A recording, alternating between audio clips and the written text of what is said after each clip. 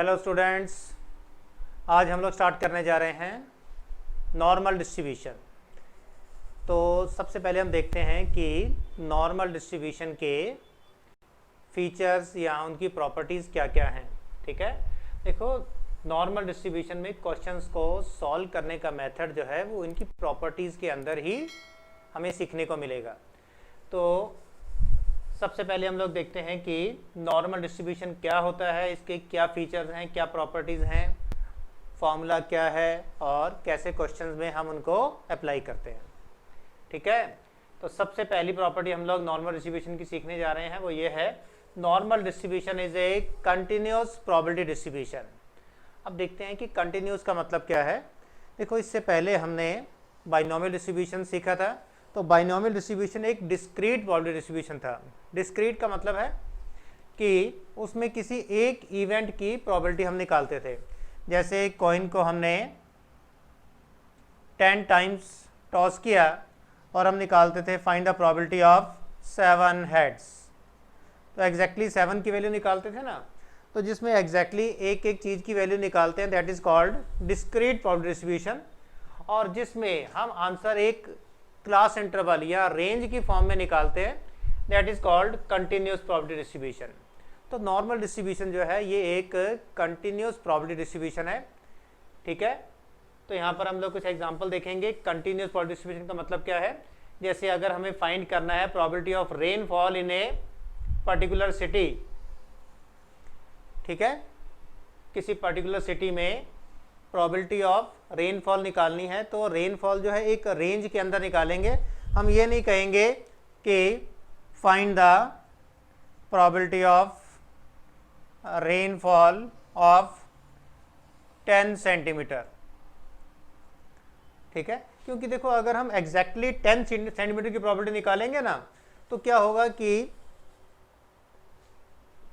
10 centimetre को हम ऐसे लिख सकते हैं कि 10.000 सेंटीमीटर। ठीक है, अब नेचुरल है कि इसको मेजर करना ही बहुत मुश्किल है कि एग्जैक्टली बारिश जो हुई है, रेनफॉल जो हुई है 10.000 सेंटीमीटर हुई है। अगर वो 001 भी हो गई तो भी इसका मतलब क्या है कि 10 सेंटीमीटर नहीं है। अच्छा, तो मेरे कहने का मतलब है कि यहाँ पर मैं कुछ एग्जांपल्स दे रहा हूँ जिनमें एग्जैक्टली 7 हेड्स निकालना बड़ा आसान है। देखो 10 कॉइन्स रखे हुए हैं, 7 हेड्स है, 3 टेल्स है, हमने काउंट कर लिया। काउंट करने में कोई गड़बड़ नहीं है। लेकिन रेनफॉल 10 सेंटीमीटर हुई है, 10.5 हुई है, 10.35 हुई है, 10.225 सेंटीमीटर हुई है, ये फाइंड करना बड़ा ही कॉम्प्लिकेटेड है। तो इसीलिए हम यहाँ पर जो रेनफॉल है वो एक पर्टिकुलर रेंज के अंदर फाइंड करना सीखते हैं। ठीक है, जैसे probability of rainfall between 30 to 40 millimetre. या क्लास में एक टेस्ट हुआ तो हमने कहा फाइंड द, अब सपोज कर लेते हैं कि बच्चों के जो टेस्ट हुआ मार्क्स है ना वो डेसिमल में आ सकते हैं। ठीक है, तो डेसिमल में आ सकते हैं, तो हमने कहा find the probability of marks between 60 to 70। 60 और 70 के बीच में जिन बच्चों के मार्क्स आए हैं उनकी प्रोबेबिलिटी कितनी है। या हम देख रहे हैं कि किसी सिटी में टी ड्रिंकर्स रहते हैं। ठीक है, तो टी ड्रिंकर्स की वैल्यू हम परसेंटेज में निकाल सकते हैं। काउंट नहीं कर रहे उनको, काउंट करके पॉपुलेशन से डिवाइड करके 100 से मल्टीप्लाई करके परसेंटेज। तो देखो परसेंटेज भी डेसिमल में आ सकती है ना। ठीक है, तो हमने कहा कि probability of T drinkers in A particular range, एक सिटी के अंदर, probability of T drinkers lies between 40 to 50%। कि टी ड्रिंकर्स हैं 40 से 50% के बीच में, 50 से 60 के बीच में, 60 से 70 के बीच में है।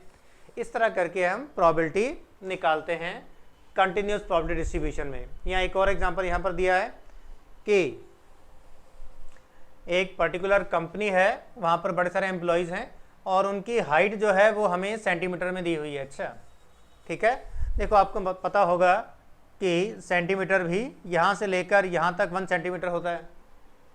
ठीक है, और सेंटीमीटर के बीच में मिलीमीटर भी आते हैं, यानी सेंटीमीटर की वैल्यू डेसिमल में आ सकती है। तो इसमें भी हम हाइट को एक पर्टिकुलर रेंज के अंदर फाइंड करना सीखते हैं नॉर्मल डिस्ट्रीब्यूशन में कि probability of height of the employees of a company lies between a particular range of say 160 to 165 centimetre, 165 to 170, 170 to 175 and so on. ठीक है, देखो अगर हम एग्जैक्टली एक एक फिक्स जैसे बोलें, जिन जिन एम्प्लॉयज़ की हाइट 160 सेंटीमीटर है वो हाथ खड़ा करके बताओ, सपोज पूछ रहे हैं, तो पता चला एक एम्प्लॉई की जो हाइट है वो 160.1 सेंटीमीटर है। तो पूछने लगा कि या मैं हाथ खड़ा करूं, तो हमने कहा भी देखो अगर 160 सेंटीमीटर है तो हाथ खड़ा कर दो, लेकिन कहने लगा नो मेरी हाइट तो 160.1 सेंटीमीटर है। हमने कहा चलो तुम रहने दो, कोई और बताओ। एक कहने लगा सर मेरी हाइट 159.9 सेंटीमीटर है, मैं हाथ खड़ा करूं। हमने कहा भाई देखो 160 सेंटीमीटर पूछा ना, अगर 160 है तो हाथ खड़ा करो, 159.9 है तो रहने दो। तो कहने का मतलब है कि अगर यहाँ पर एक रेंज के बदले हम एक पर्टिकुलर वैल्यू की प्रोबेबिलिटी निकालने की कोशिश करेंगे ना, तो वो एक किस्म से इम्पॉसिबल जैसा हो जाता है। ठीक है, बहुत ही रेयर होगा। तो जनरली हम ऐसे केसेस में प्रोबेबिलिटी जो है वो एक रेंज यानी क्लास इंटरवल की फॉर्म में फाइंड करते हैं। ठीक है, that is called continuous probability distribution. तो ये उसके एग्जांपल दिए हुए थे। ठीक है, सबसे पहले आप लोग इसे नोट कर लो, फिर हम आगे चलेंगे। तो ये पॉइंट नंबर 1 के एग्जांपल थे सारे। चाहिए पॉइंट नंबर 1 को समझाने के लिए कि कंटिन्यूअस प्रोबेबिलिटी डिस्ट्रीब्यूशन कैसा होता है। ठीक है, कंटिन्यूअस प्रोबेबिलिटी डिस्ट्रीब्यूशन कैसा होता है नोट कर लो।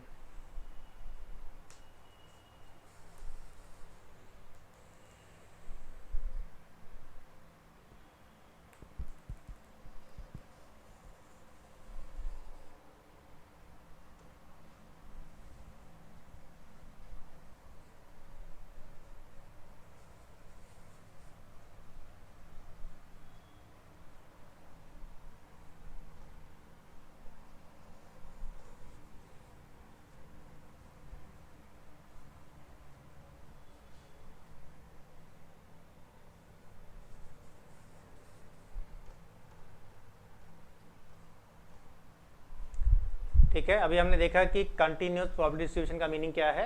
अब इसकी सेकंड प्रॉपर्टी देखेंगे हम लोग। सेकंड प्रॉपर्टी दी हुई है, probability distribution curve of normal distribution is a bell shaped figure symmetrical about mean. तो दो बातें इकट्ठी बताई गई हैं कि इसकी अगर हम कर्व बनाएंगे प्रोबेबिलिटी डिस्ट्रीब्यूशन कर्व, जैसा कि आपको याद होगा बाइनोमियल डिस्ट्रीब्यूशन में हम लोगों ने सीखा था कि बाइनोमियल डिस्ट्रीब्यूशन में कर्व ऐसी भी हो सकती है, ठीक है, या फिर ऐसी भी हो सकती है, या फिर ऐसी भी हो सकती है, याद होगा ना सबको। लेकिन नॉर्मल डिस्ट्रीब्यूशन में ये तीन ऑप्शन नहीं है, इसमें एक पर्टिकुलर टाइप की होती है, that is called a bell shaped figure symmetrical about mean. तो मैं आपको यहाँ पर नॉर्मल डिस्ट्रीब्यूशन कर्व की फिगर बना के दिखा रहा हूँ, ध्यान से देखेंगे।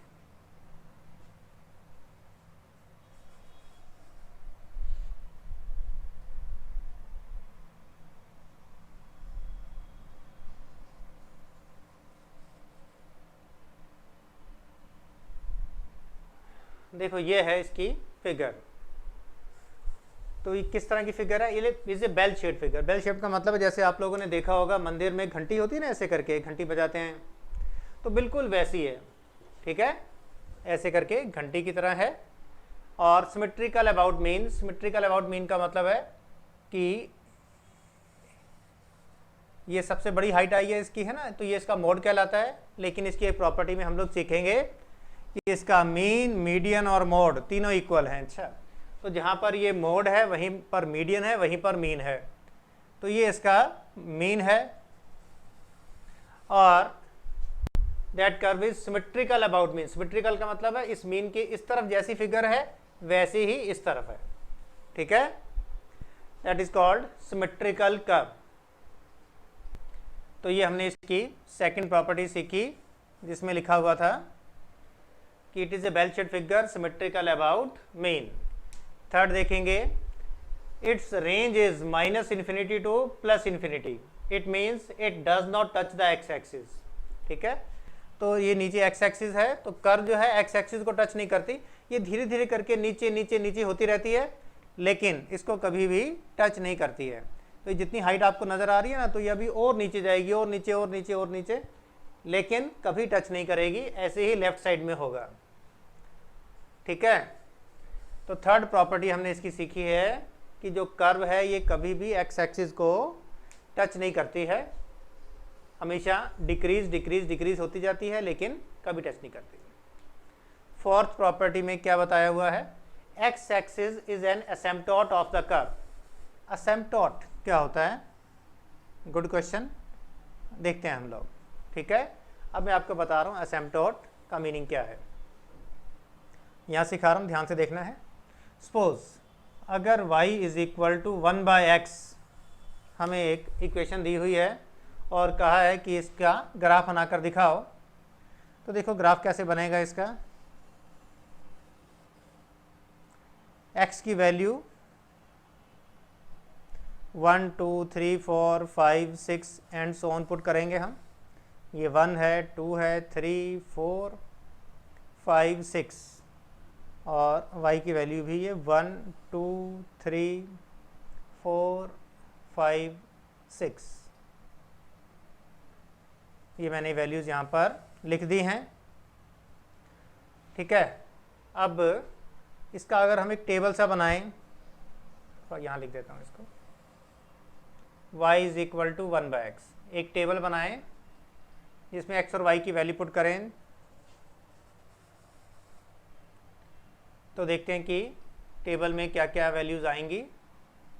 x की वैल्यू 1 पुट करेंगे तो 1 आएगा, तो मतलब ग्राफ जो है यहाँ से पास होगा। ठीक है, अगर 2 पुट करेंगे तो 1/2 आएगा, 3 करेंगे तो 1/3 आएगी, y की वैल्यू 3 पुट करेंगे 1/3, 4 करेंगे तो 1/4, 5 से 1/5, और 6 से 1/6 हो जाएगी। तो ज़रा देखते हैं, 1 से 1 पुट किया, 2 पुट करेंगे तो हाइट सिर्फ 1/2 आएगी, ये वाली। 3 पुट करेंगे और हाइट डिक्रीज हो जाएगी 1/3, 4 करेंगे और डिक्रीज होके 1/4, 5 करेंगे और डिक्रीज होके 1/5, 6 करेंगे और डिक्रीज होके 1/6। तो सोच के देखो,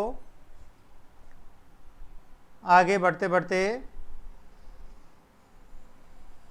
सपोज अगर ये 100 आ जाएगा तो कर्व की हाइट कितनी होगी? और डिक्रीज होगी 1/100। x की वैल्यू सोच के बताओ, अगर 100 होगी तो y की वैल्यू कितनी आएगी? 1/100। तो हम लोग देख रहे हैं ना कि हाइट लगातार डिक्रीज हो रही है इसकी। ठीक है, अगर इसकी कर्व बनाई जाए तो ऐसे करके बनेगी और लगातार डिक्रीज नीचे नीचे होती जाए, लेकिन x एक्सिस को कभी टच नहीं करेगी। ठीक है, तो बिल्कुल सेम सिचुएशन यहाँ पर आ रही थी जो थर्ड प्रॉपर्टी हमने सीखी थी, कि थर्ड प्रॉपर्टी में लिखा हुआ था कि it does not touch the x axis. मेरी बात समझ आई या नहीं आ गई? इसका अगर हम ग्राफ बनाएंगे ना, तो देखो इस तरह से बनेगा ग्राफ, लगातार नीचे नीचे नीचे चलता रहेगा। ठीक है, डिक्रीज होता जा रहा है, होता जा रहा है, होता जा रहा है, होता जा रहा है, होता जा रहा है, लेकिन कभी भी एक्स एक्सिस को टच नहीं करेगा। अच्छा,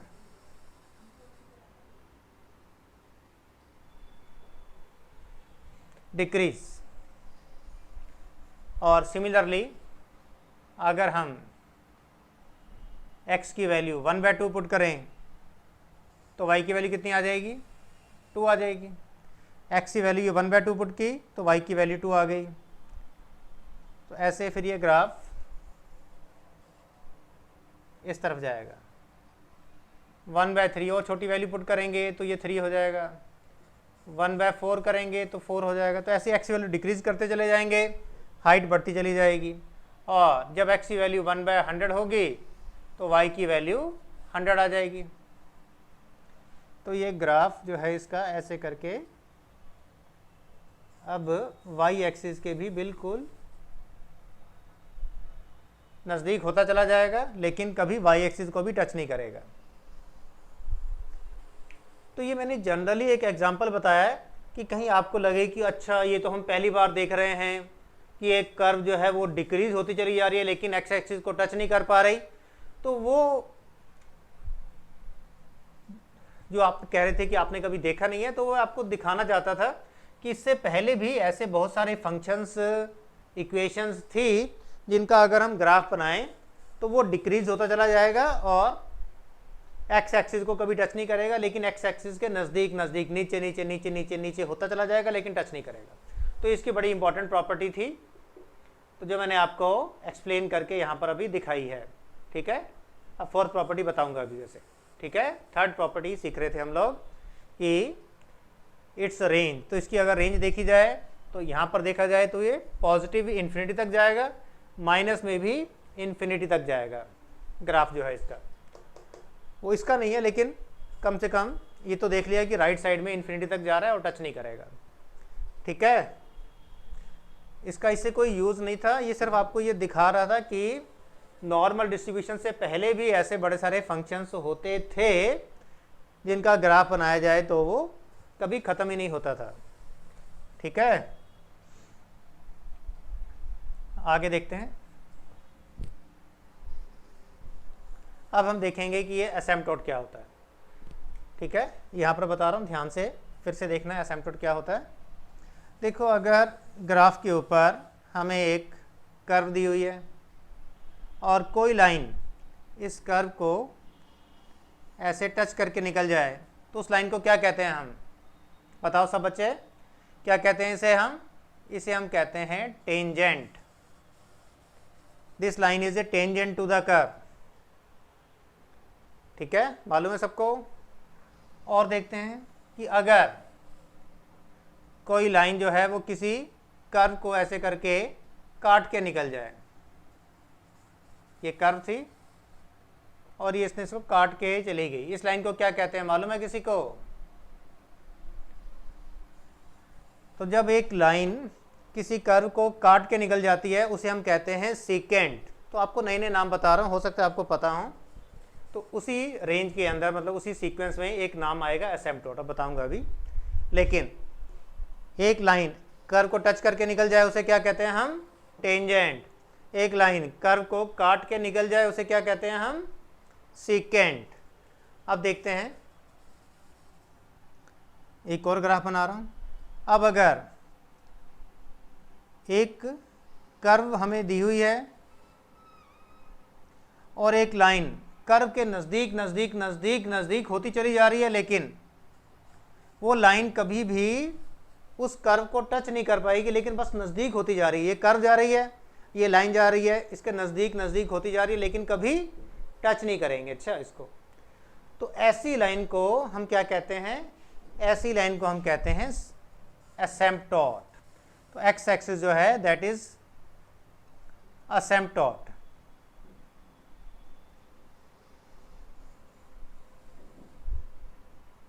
तो एक नया नाम था जो मैंने आपको एक्सप्लेन करके बताया। एसिम्पटोट का मतलब क्या है?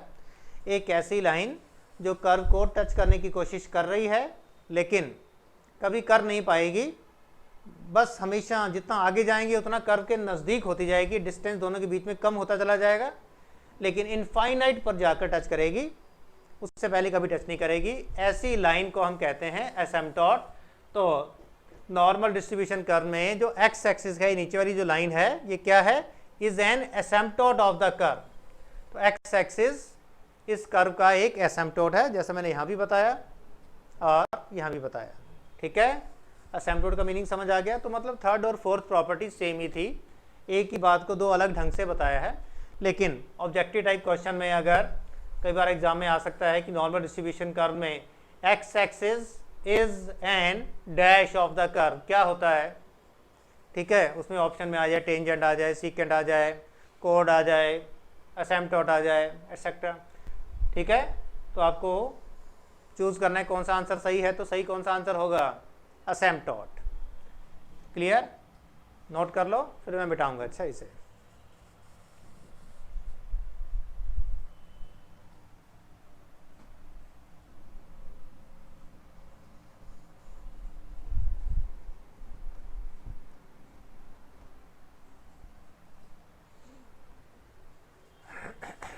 तो हमने ये फोर्थ प्रॉपर्टी भी सीख ली, एक्स एक्सिस का एसिम्पटोट है।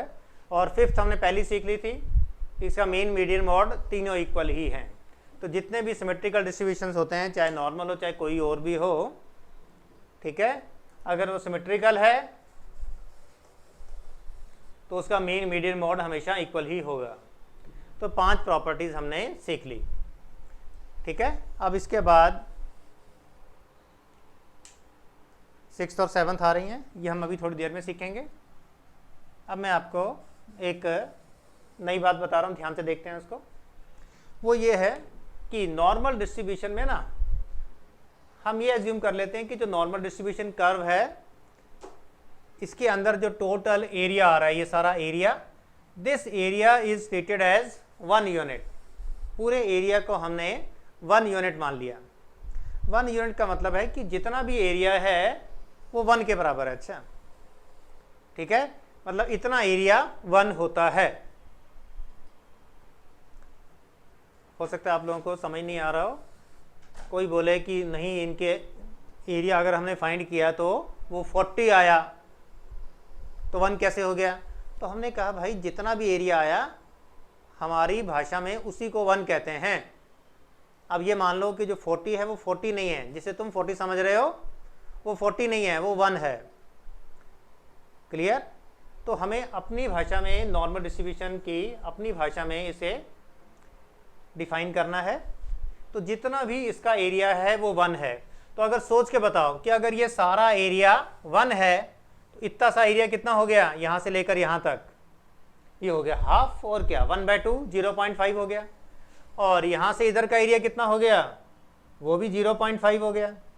तो बस यही बात प्रॉपर्टी नंबर 6 और 7 में बताई हुई है, ठीक है। ध्यान से देखो, प्रॉपर्टी नंबर 6 और 7 में क्या बताया है, total area under the curve is unity. Unity का मतलब 1, जितना भी एरिया है वो 1 है। And mean divides the total area under the curve into 2 equal parts of 0.5 on each side of the mean. Mean के लेफ्ट में भी 0.5, राइट में भी 0.5। ये एरिया 0.5 है और ये वाला एरिया भी 0.5 है। माइनस में नहीं है एरिया, एरिया पॉजिटिव ही होता है।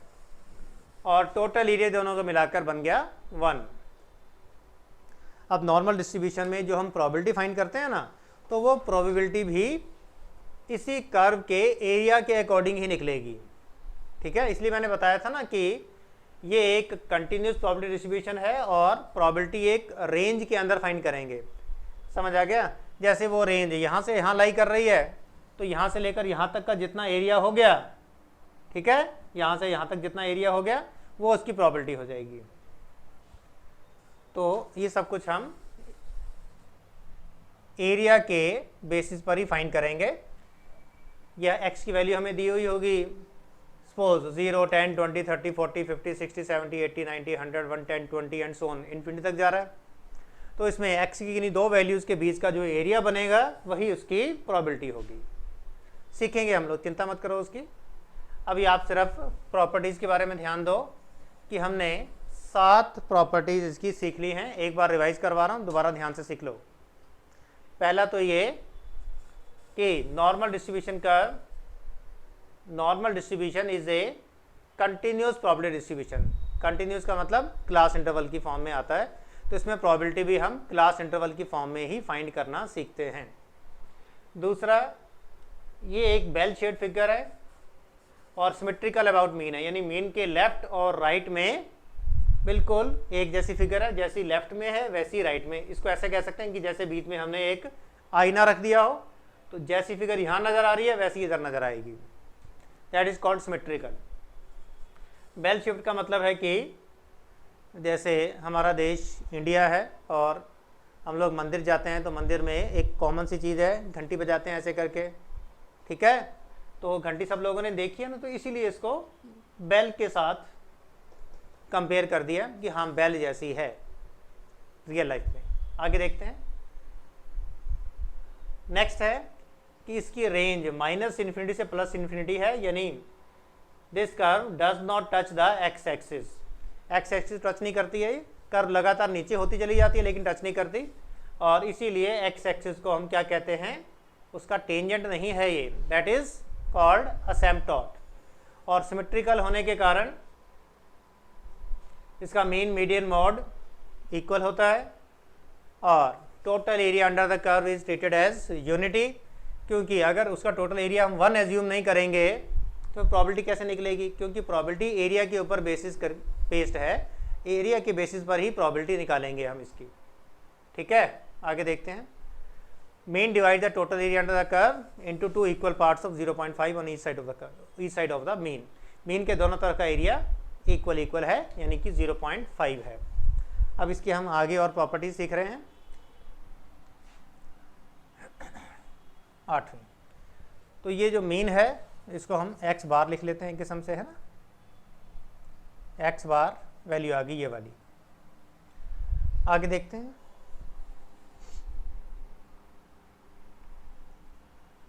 The curve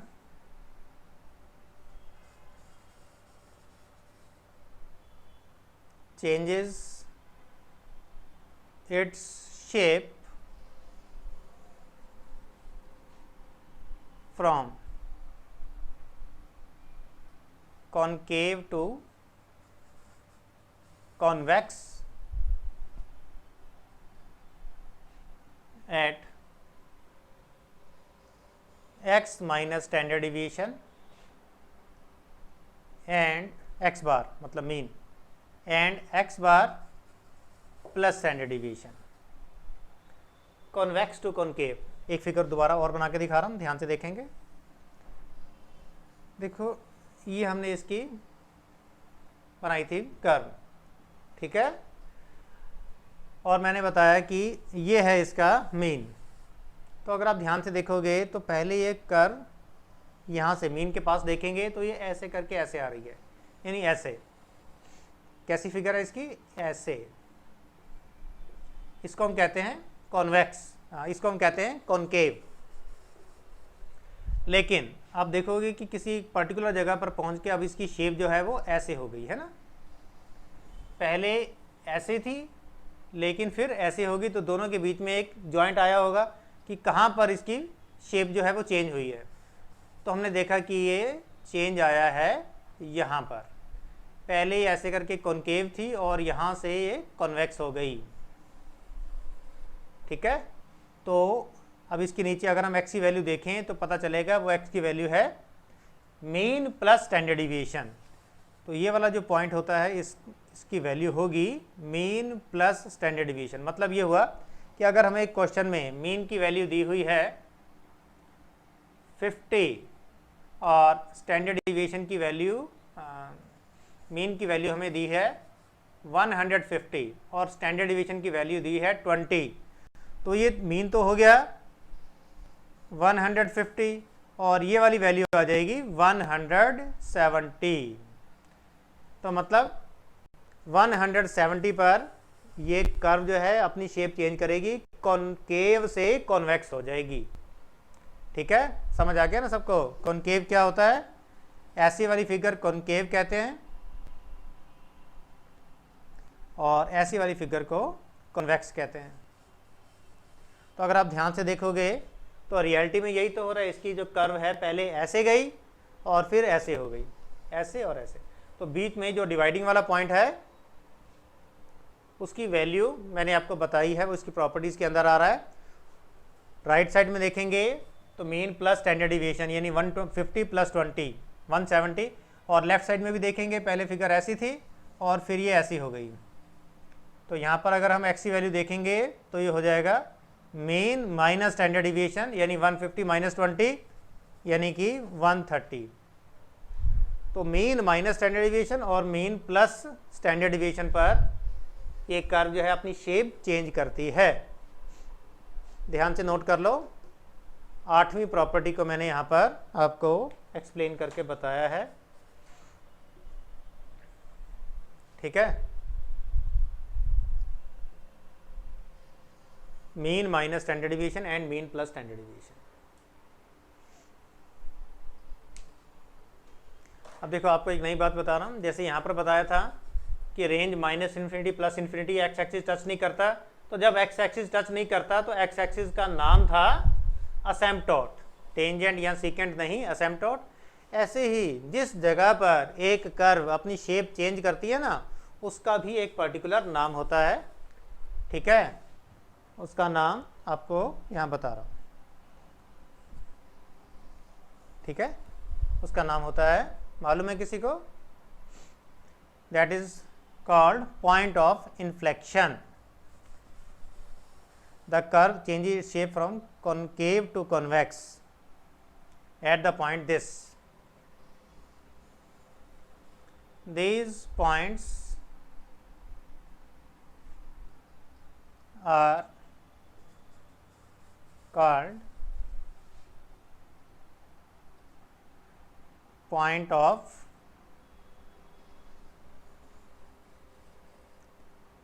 inflection.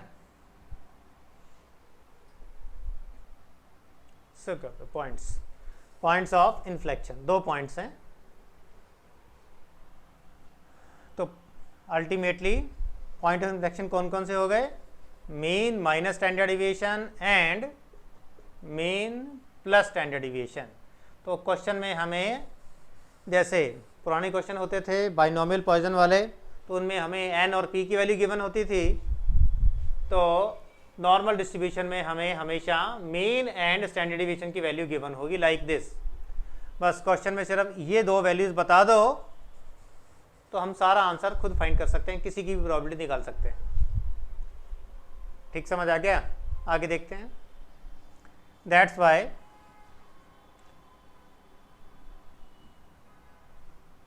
Normal distribution is बाईपैरामीट्रिक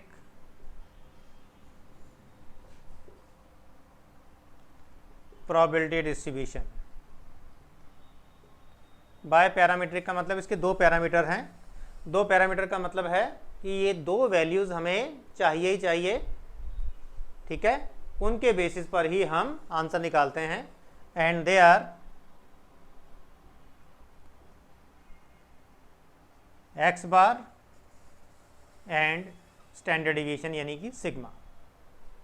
These 2 are the parameters of the binomial distribution, are the parameters of normal distribution. तो 9th प्रॉपर्टी भी हमने सीख ली। क्लियर सारा कुछ? ये सारा नोट करो, फिर मैं आपको अब इसके आगे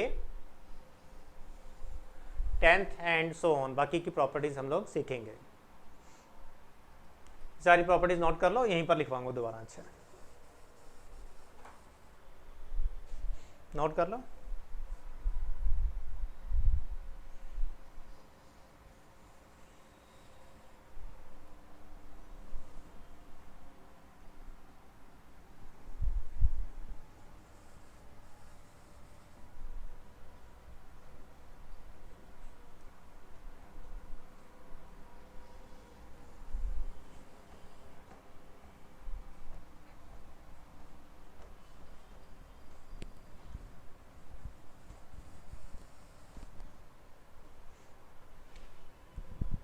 ठीक है, 10th प्रॉपर्टी हम लोग सीखेंगे।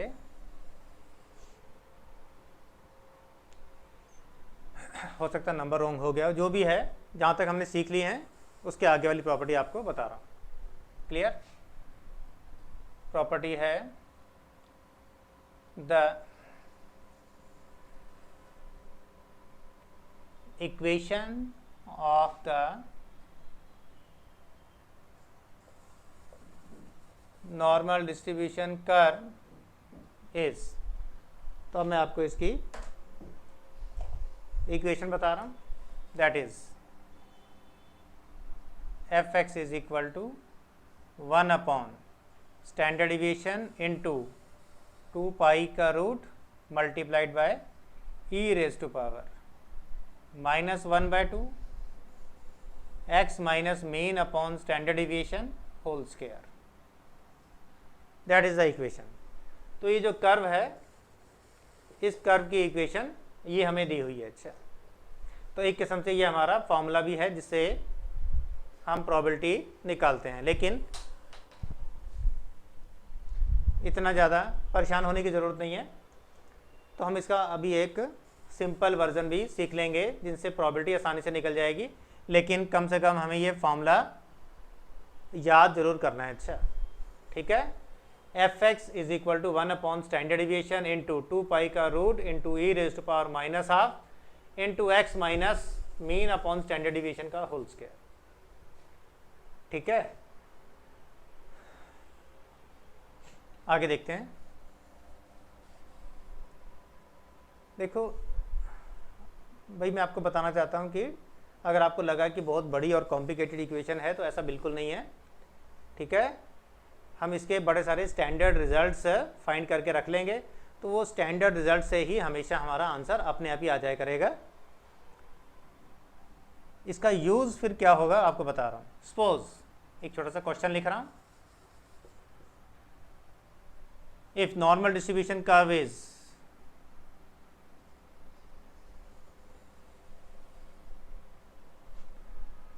One upon 5 into 2 pi under root into E raise to power minus half x minus 20 divided by 5 whole square. ये नॉर्मल डिस्ट्रीब्यूशन कर्व की इक्वेशन हमें दी हुई है, F x is equal to this, और हमें फाइंड करने के लिए कहा है find its mean and standard deviation. तो बस इस इक्वेशन का यूज़ एग्ज़ाम के अंदर सिर्फ ये फाइंड करने के लिए होता है कि मीन की वैल्यू कितनी है और स्टैंडर्ड डिविएशन कितनी है। तो देखो कर्व के अंदर जहाँ जहाँ एक्स बार आ रहा है उस एक्स बार की जगह जो वैल्यू लिखी हुई है वो मीन है, और जहाँ स्टैंडर्ड डिविएशन आ रहा है वहाँ पर जो लिखा है वो स्टैंडर्ड डिविएशन है। तो बस इसमें आपको यही याद रखना है कि मीन की जगह कौन सी है, स्टैंडर्ड डिविएशन की कौन सी है और स्टैंडर्ड डिविएशन की कौन सी है। तो आप देखोगे ये 5 और ये 5 दोनों सेम लिखे हुए हैं, मतलब ये स्टैंडर्ड डिविएशन है, और मीन की जगह लिखा हुआ है 20, तो ये मीन हो गया। दैट्स ऑल, खत्म। Therefore x bar is equal to 20 and standard deviation is equal to 5। That's all.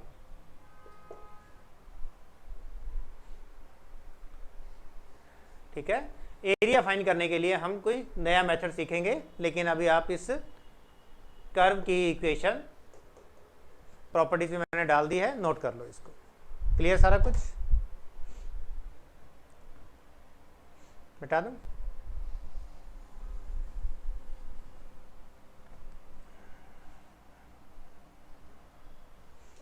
Eleventh property देखेंगे हम लोग। तो 11th प्रॉपर्टी में हमें दिया है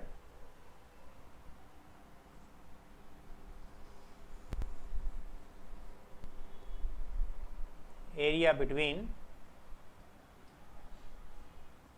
x bar and x bar plus standard deviation is equal to 0.3413। Area between x bar and x bar plus 2 standard deviation 0.4772। area between x bar and x bar plus 3 standard deviation 0.4987। ठीक है, तो ये 3 areas हमें दिए हैं। These are the standard results. ठीक है, ये इसी इक्वेशन से समझ लो फाइंड करके हमें निकाल कर दे दिया, तो ये फॉर्मूला बन गया। जैसे देखो, आप लोगों ने कभी ट्रिग्नोमेट्री सीखी होगी ना, तो उसमें आपने सीखा होगा साइन 30 की वैल्यू कितनी होती है, साइन 45 कितना है, साइन 60 कितना है, साइन 90 कितना, उनकी वैल्यू हम याद कर लेते हैं ना, और बाकी वैल्यूज़ हम टेबल में से देख लेते हैं। तो ऐसा ही है। ठीक है, ये स्टैंडर्ड रिजल्ट्स हैं। मीन से लेकर 1 स्टैंडर्ड डिवीजन, मीन से लेकर 2 स्टैंडर्ड डिवीजन, मीन से लेकर 3 स्टैंडर्ड डिवीजन की वैल्यू आपको ऐसे फॉर्मूले की तरह याद करनी है। लेकिन इसके अलावा जो होंगे वो हम फिर एक टेबल में से देख लिया करेंगे। ठीक है, और ये सारी वैल्यूज़ और वो पूरी टेबल अल्टीमेटली इसी इक्वेशन से ही बनाई गई है। तो वो कैसे बनाई है उसको हम छोड़ देते हैं। तो हमारे पास टेबल है, काम खत्म। हमें उसी टेबल में से देखकर, जैसे साइन 32 की वैल्यू कितनी होती है, आप टेबल में से देख लेते हो ना, ये तो पता लगाने की ज़रूरत नहीं है कि टेबल बनी कैसे। तो मैं तो आपको फिर से बता रहा हूँ कि टेबल इसी फॉर्मूले से, इसी इक्वेशन का यूज़ करके बनाई गई है। अच्छा, ठीक है।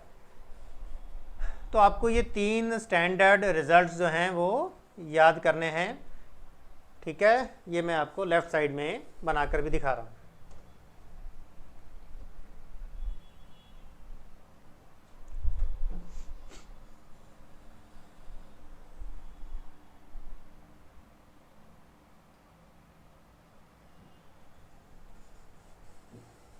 थोड़ा छोटा ग्राफ बना दिया मैंने क्योंकि मेरे को ज़रा 3 बनाने हैं इसके नीचे। अच्छा,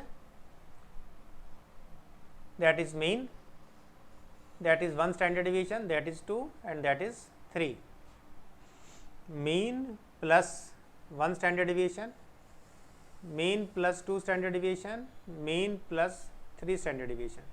तो आप देखोगे कि मीन से राइट साइड का पूरा एरिया 0.5 है और मीन से लेकर 3 स्टैंडर्ड डिवीजन तक ये अप्रॉक्सीमेटली देखो 0.5 हो रहा है, 0.4987 अप्रॉक्सीमेटली 5 हो रहा है ना, 0.5। तो इसका मतलब है कि कर्व जितनी दूर तक जाती है ना, तो उसका जो एंड पॉइंट है वो मीन प्लस 3 स्टैंडर्ड डिवीजन के बराबर होता है। अच्छा, क्योंकि इससे आगे फिर जो एरिया है वो नेग्लिजिबल है।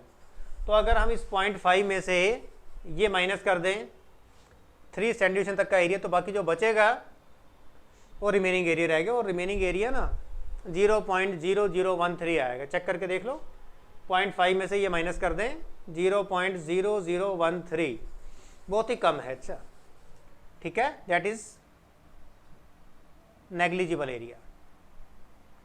तो मैंने लिख तो दिया है, लेकिन अभी 1 तक का ही सीखेंगे हम।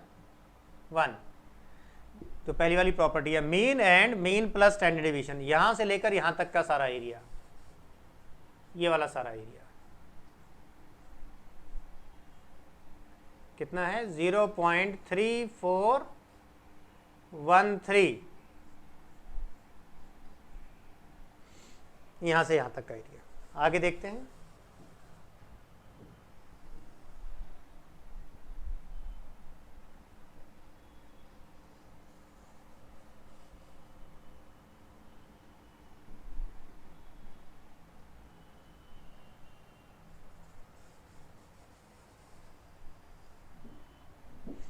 कर्व के ऊपर ज़्यादा ध्यान मत दो, हमें कर्व को देखकर एरिया नहीं निकालना है।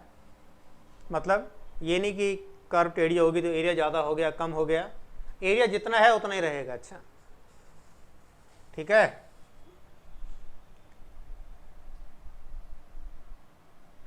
That is mean plus 2 standard division, और ये था मीन प्लस 1 स्टैंडर्ड डिवीजन। ऐसे ही काट दिया, कोई बात नहीं। ये यहाँ से सीधी लाइन ड्रॉ की, तो area between mean and mean plus 2 stand, mean ये हो गया एंड मीन प्लस 2 ये, तो ये पूरा एरिया है 0.4772।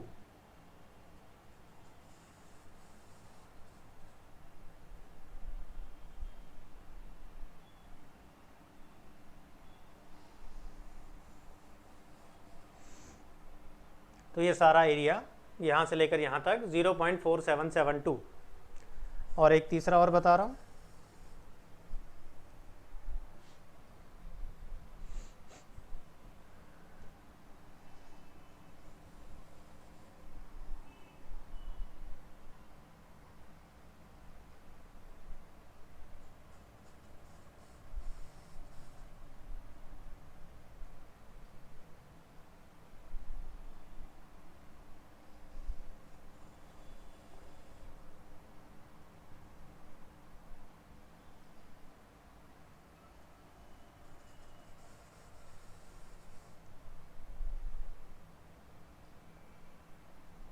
ये है मीन, और ये 1 स्टैंडर्ड डिवीजन, ये 2 स्टैंडर्ड डिवीजन, और ये 3। ये हो गया मीन प्लस 3 स्टैंडर्ड डिवीजन, और ये सारा एरिया मीन से लेकर यहाँ तक 0.4987, ये सारा एरिया।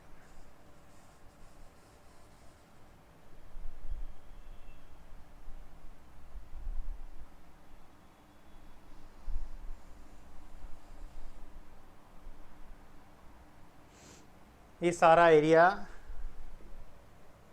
यहाँ से लेकर मीन से लेकर 3 स्टैंडर्ड डिवीजन तक बीच का सारा एरिया 0.4987, ठीक है। और इतना ही लेफ्ट साइड में भी देखेंगे तो वो भी इतना ही है। तो यहाँ पर अगर मैं माइनस लगा दूँ तो आंसर सेम आएगा, मीन एंड मीन प्लस और mean and mean minus standard division. तो लेफ्ट साइड में भी अगर बना दूँ तो इतना ही आएगा, that will become mean minus standard division. तो मीन से लेकर यहाँ तक का एरिया, ठीक है, कितना आ जाएगा, ये भी 0.3413।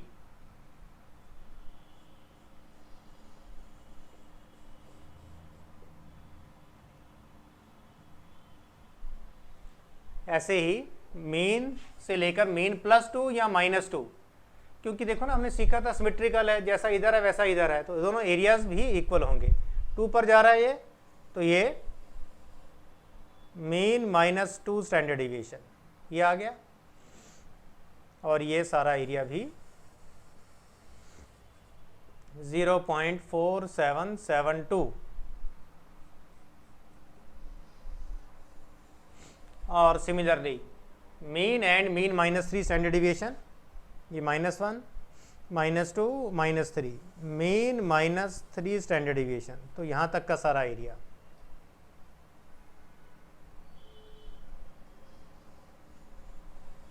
ये सारा एरिया 0.4987।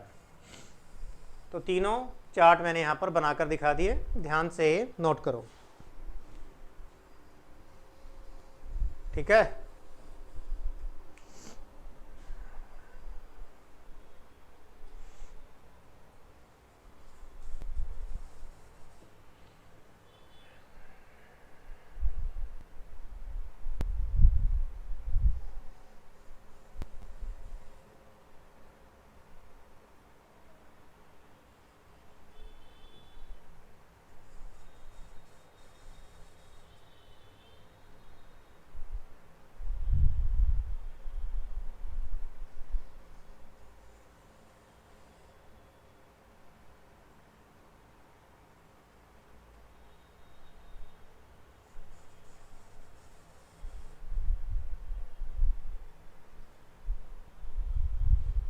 नोट कर लिया। इसी से रिलेटेड आपको प्रॉपर्टीज़ और भी करेंगे हम आगे, पहले कुछ क्वेश्चंस आपको सिखा रहा हूँ। तो कहने का मतलब है कि अगर हम क्वेश्चन यहाँ पर करने जा रहे हैं तो इसका मतलब है कि अब हम इस काबिल बन गए हैं, यानी हमने इतना सीख लिया है नॉर्मल डिस्ट्रीब्यूशन की क्वेश्चंस सॉल्व कर सके। देखो ध्यान से, क्वेश्चन नंबर 1 दिया है, क्लास में एक टेस्ट हुआ और एवरेज मार्क्स आए 70 और standard deviation of marks is 5, ठीक है। क्लास में टेस्ट हुआ, एवरेज मार्क्स 70 हैं और स्टैंडर्ड डिविएशन आया है 5 का।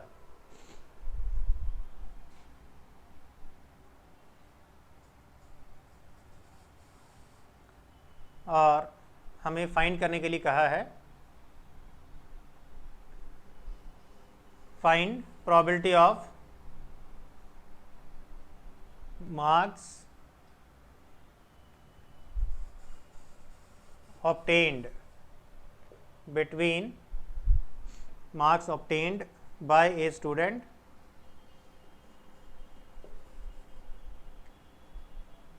between 70 and 75। ये हमें फाइंड करना है। अच्छा, कि एक क्लास में बहुत सारे बच्चे पढ़ते हैं, सबके मार्क्स का एवरेज निकाला तो 70 आया और उनका स्टैंडर्ड डिविएशन निकाला तो 5 आया। अब हमने एक स्टूडेंट को कहा कि खड़े हो जाओ स्टूडेंट, और अब हम देखना चाहते हैं कि उस स्टूडेंट के मार्क्स 70 से लेकर 75 के बीच में होंगे, इसकी प्रोबेबिलिटी कितनी है, ठीक है। तो जैसा कि मैंने आपको बताया था ये हमारे पास स्टैंडर्ड रिजल्ट्स हैं जिनमें मीन की वैल्यू बस पुट कर दो। मीन अगर 70 और स्टैंडर्ड डिविएशन अगर 5 है तो मतलब ये 70 हो गया मीन, और ये 70 प्लस 5 ये 75 हो गया। तो 70 और 75 के बीच का एरिया कितना है?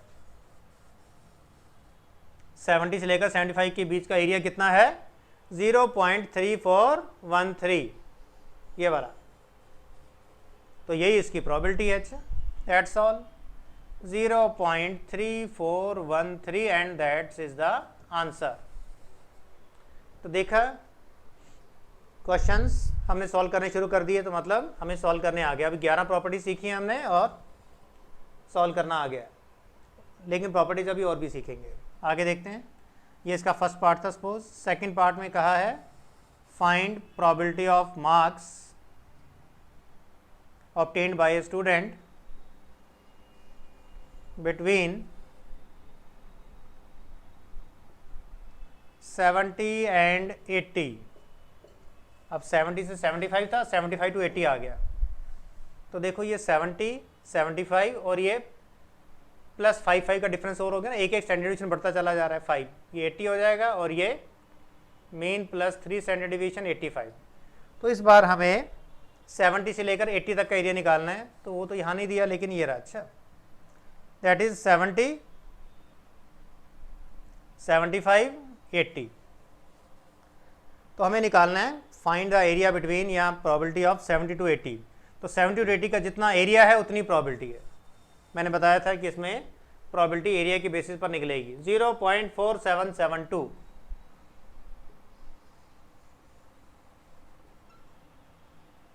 That is answer. ठीक समझ आया? थर्ड पार्ट में फाइंड करने के लिए कहा है find probability of marks between 70 and 85। तो साफ नज़र आ रहा होगा। 15 आगे बढ़ गए मीन से, है ना, 70 से 85, तो 3 स्टैंडर्ड डिवीजन आगे चले गए हम। तो ये आंसर आएगा, बिकॉज मीन इज 70 और ये 75, ये 80 और ये बन जाएगा 85। तो 70 से 85 के बीच का एरिया कितना हो गया? 0.4987।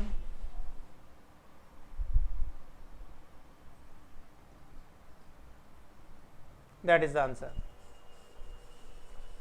सपोज फोर्थ पार्ट में हमें फाइंड करने के लिए कहा है the probability of marks obtained by the student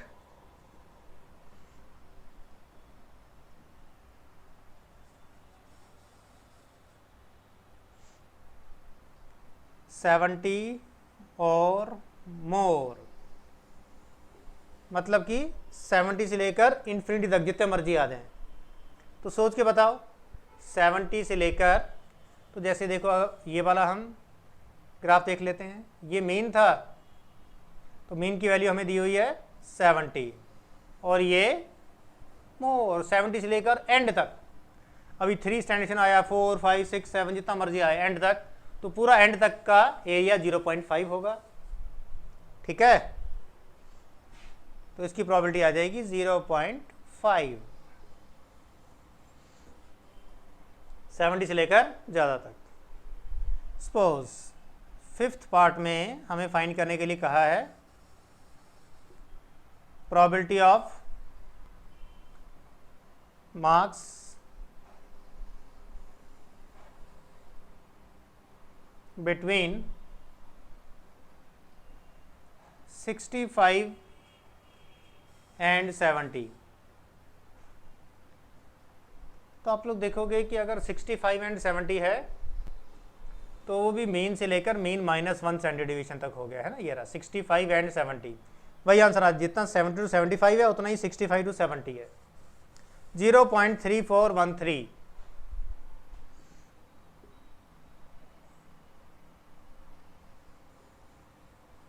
भी बताओ मेरे को, ये पांचों पार्ट समझ आ गए सबको कि नहीं आ गए? ये मीन से 1 स्टैंडर्ड डिवीजन, मीन से लेकर 2 तक, ये मीन से 1 तक, ये मीन से लेकर 2 तक, ये मीन से लेकर 3 तक, और ये मीन से लेकर इन्फिनिटी एंड मोर इन्फिनिटी, ये प्लस इन्फिनिटी, पूरा 0.5 हो गया, मीन से लेकर प्लस इन्फिनिटी 0.5। अब ये लेफ्ट साइड में देख रहे हैं 70 से लेकर पिछला वाला 65, 70 से लेकर पिछला वाला 65, ये वाला एरिया। तो राइट और लेफ्ट वाला एरिया मैंने बताया था इक्वल होता है, 0.3413 आ गया ये। 6th, find probability of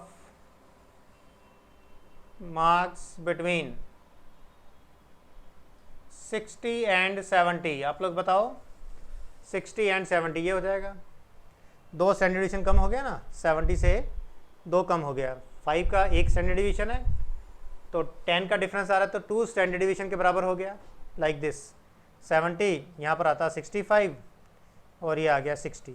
60 and 70 के बीच का एरिया 0.4772।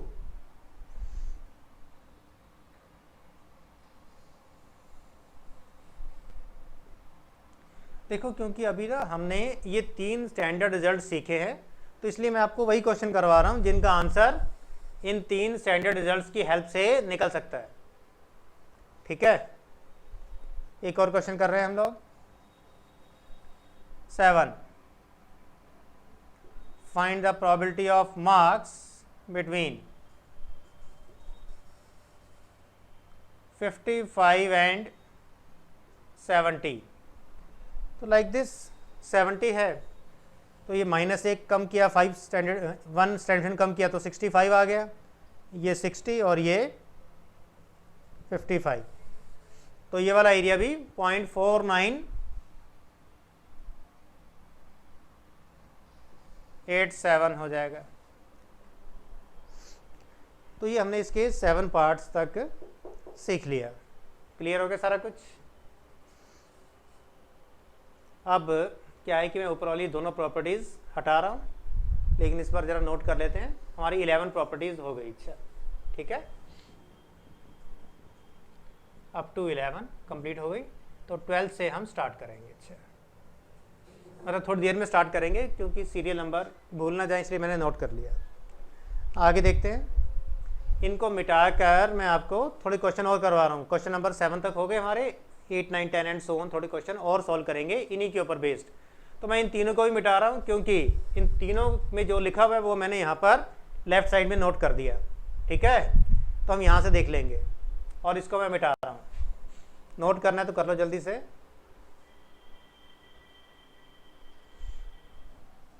ये वाला नोट करो, ऊपर वाला।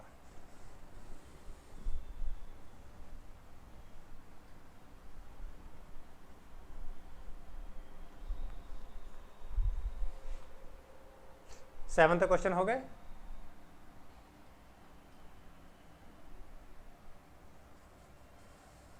क्वेश्चंस कंटिन्यू कर रहे हैं। 8th part. 8th पार्ट में हमें फाइंड करने के लिए कहा है मार्क्स 70 और लेस। ये 70 और मोर था, 70 और 70 से लेस, तो ये 70 और 70 से लेस माइनस इन्फिनिटी, एरिया 0.5, तो प्रोबेबिलिटी भी 0.5 हो जाएगी।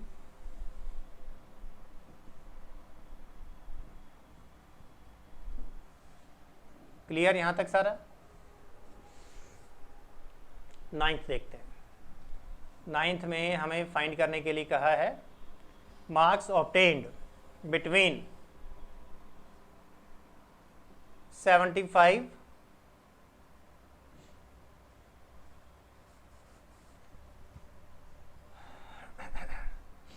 marks obtained between 65 and 75।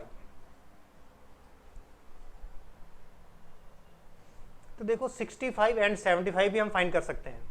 65 and 75 बन जाएगा 65 to 70, 70 to 75, like this plus this, दोनों को ऐड कर देंगे, इसी का डबल हो जाएगा।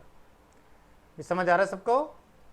65 एंड 70 बन जाएगा 0.3413 0.3413, 0.6826 answer 65 to 75. 10th, find the probability, ये पीपी भी लगा हुआ है साथ में, प्रोबेबिलिटी 65 and 80. देखो 65 and 80 लाइक दिस, 65 and 80, तो कहाँ से कहाँ तक आएगा? 65 से 70 तक तो ये वाला हो जाएगा और 70 से लेकर 80 तक ये वाला आ जाएगा। एरिया बन जाएगा दिस प्लस दिस। एक स्टेप और लगा रहा हूँ, 65 to 70 and plus probability of 70 to 80, यही बन गया ना, 65 to 80, 65 to 70 लाइक दिस, ये रहा 65 to 70, 65 to 70 ये वाला एरिया आ गया और 70 to 80 ये वाला हो गया। एक 1 स्टैंडर्ड डिवीजन वाला हो गया और एक 2 वाला हो गया। 0.3413, 0.4772,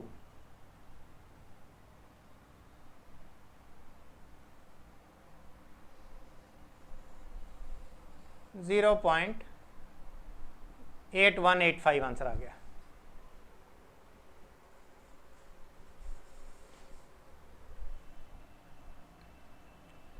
इलेवेंथ, फाइंड प्रोबेबिलिटी 65 एंड 85, तो देखो समझ आ गया होगा। 65 to 85 का मतलब 65 to 70 और प्लस 70 to 85, एक 1 स्टैंडर्ड डिवीजन वाला और एक 3 वाला।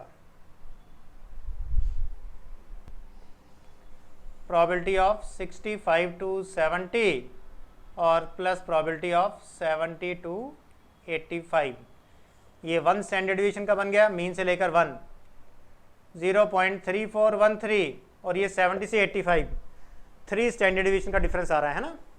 70 to 85 15 आ रहा है, 15 का डिफरेंस 3 स्टैंडर्ड डिवीजन के बराबर हो गया, because 1 standard division is equal to 5। लेकिन एक बात का ध्यान रखना है कि हम एरिया 70 से ही लेफ्ट या 70 से ही राइट का निकाल सकते हैं। समझ आ गया? क्योंकि जितने भी हमारे पास फॉर्मूले थे वो सब मीन से लेफ्ट और मीन से राइट वाला एरिया बताने वाले थे। अगर कोई बोले कि डायरेक्टली 65 to 85 एक बार में बता दो तो नहीं बता सकते। ठीक है, तो देखो हर जगह पर जितने भी मैंने अभी तक क्वेश्चन सॉल्व किए हर एक में 70 आ रहा है, 70 70 70 70 70 70 70 70, इन तीनों में 70 नहीं आ रहा था, तो एक 70 से लेफ्ट साइड में था, एक 70 से राइट, तो बीच में एक 70 डिवाइडिंग पॉइंट बना दिया। इसको मैंने लिखा नहीं है, लेकिन ये था 65 to 70, 70 to 75, ये 65 to 70, 70 to 75, जैसे इसको लिख दिया मैंने 65 to 70, 70 to 80, 65 to 70, 70 to 85, ये 1 हो गया और ये 3 वाला एरिया कितना था? ये वाला 0.4987।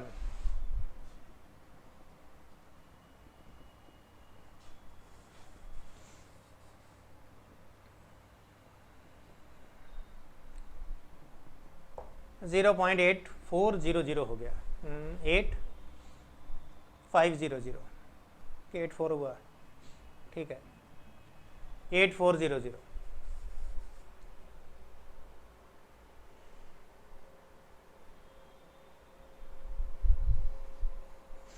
ठीक आ गया। अब एक 12th क्वेश्चन कर रहे हैं, find the probability of 65 and more. जैसे यहाँ पर 70 और मोर आया था ना, तो 65 एंड मोर कर दिया, तो भाई हमें 65 एंड मोर का तो मालूम नहीं है, 65 to 70 और 70 एंड मोर का मालूम है। बीच में डिवाइडिंग पॉइंट मैंने बताया था 70 लाना पड़ता है। प्रोबेबिलिटी ऑफ 65 to 70 और प्लस प्रोबेबिलिटी ऑफ 70 और मोर।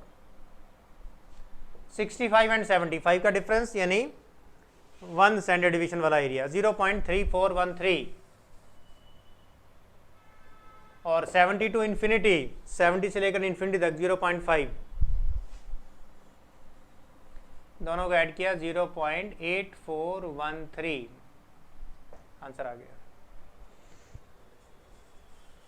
ठीक है, 12 तक हो गए हमारे। आगे देखो 13th, find the probability of 60 and 75। Again same है। अच्छा, 60 से लेकर 75, 60 कहाँ आ रहा है, लाइक देयर, 60 से लेकर 75, तो 60 to 70 और 70 to 75 में ये रहा। तो पहला वाला 2 स्टैंडर्ड डिविएशन 60 to 70 और फिर 70 to 75, तो अल्टीमेटली आंसर आ जाएगा दिस प्लस दिस। करके दिखाओ अपने आप, 60 to 70 और फिर 70 to 75 हो गया ना, 60 to 75। ये 2 स्टैंडर्ड डिविएशन वाला एरिया हो गया 0.4772 और ये 1 वाला हो गया 3413।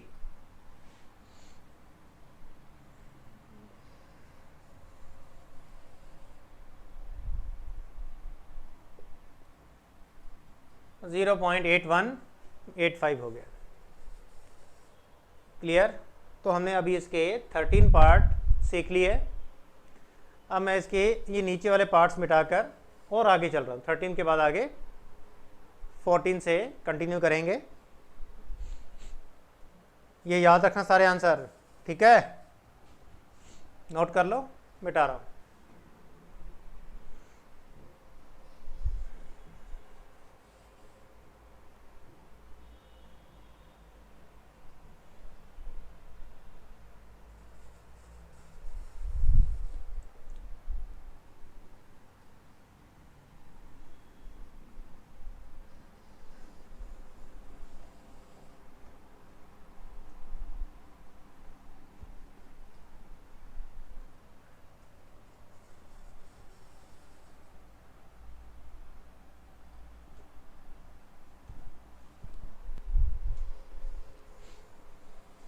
ये लाइन मैंने लिखी लिखी हुई है, छोड़ दिया इसको ऐसे, मिटाया नहीं।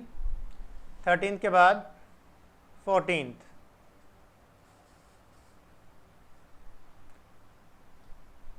Find probability of 60 to 85। Again बीच में डिवाइडिंग पॉइंट 70 लाएंगे, 60 to 70 और plus 70 to 85,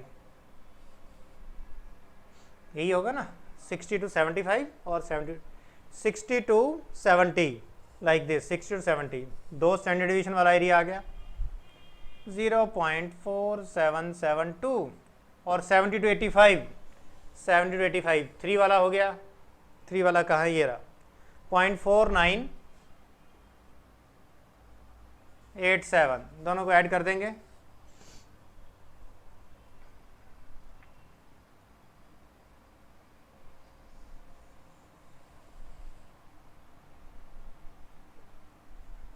.9759।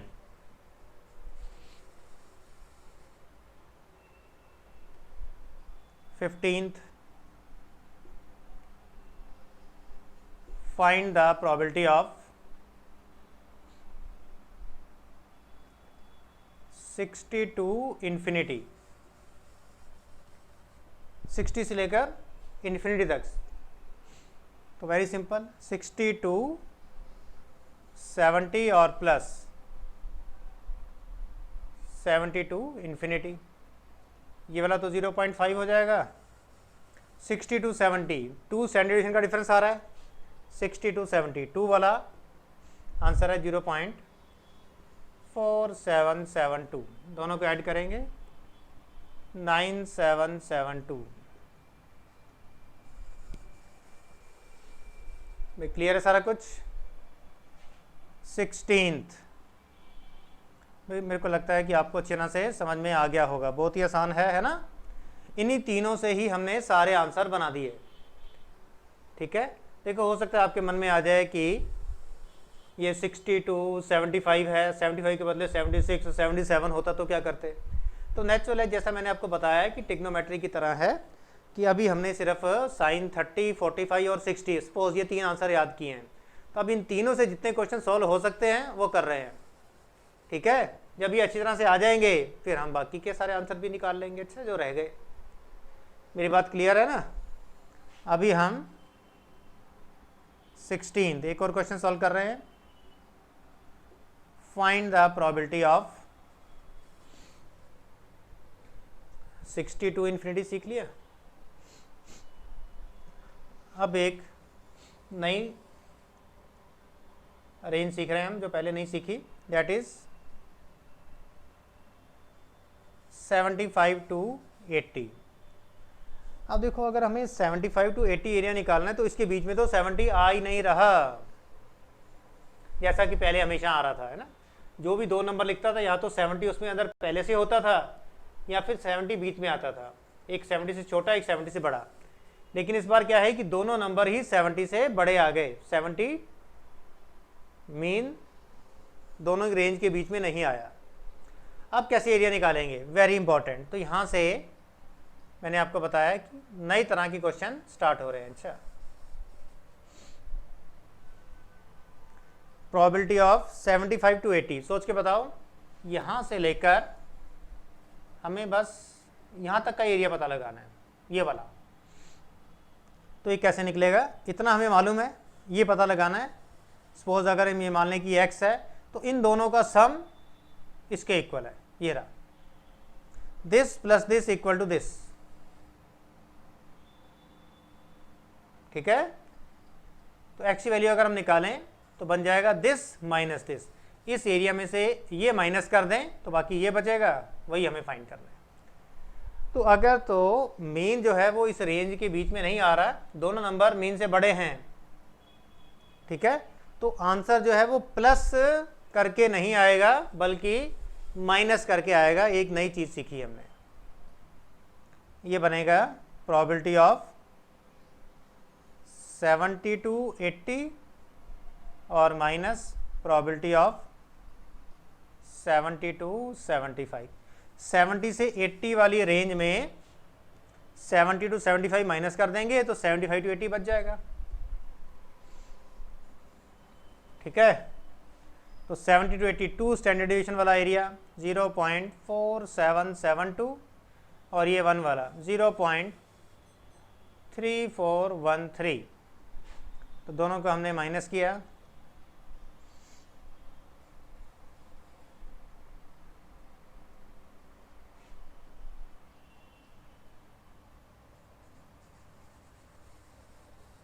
(0.1359) that is answer.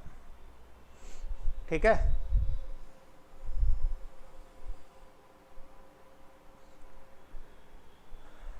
Sixteen. अब ऐसे ही माइनस वाले भी एक दो और करवा रहा हूँ, यहाँ से शुरू करूँगा, इनको मिटा रहा हूँ, नोट कर लो।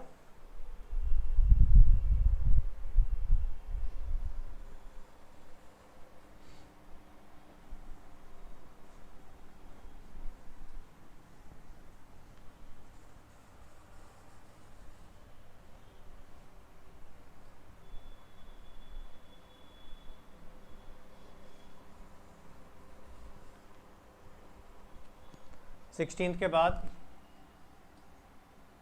17 पार्ट करवा रहा हूँ। Probability of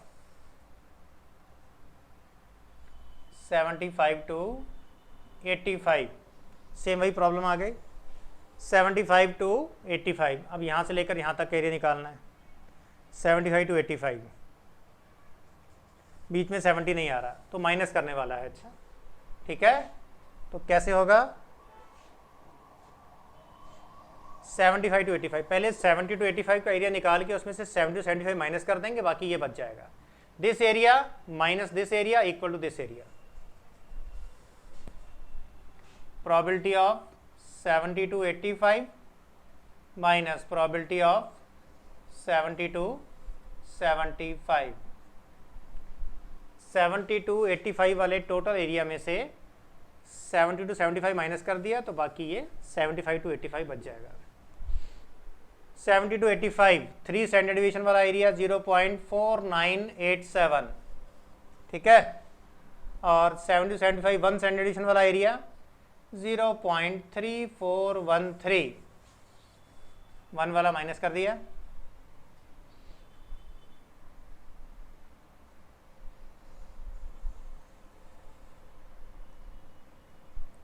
0.1574,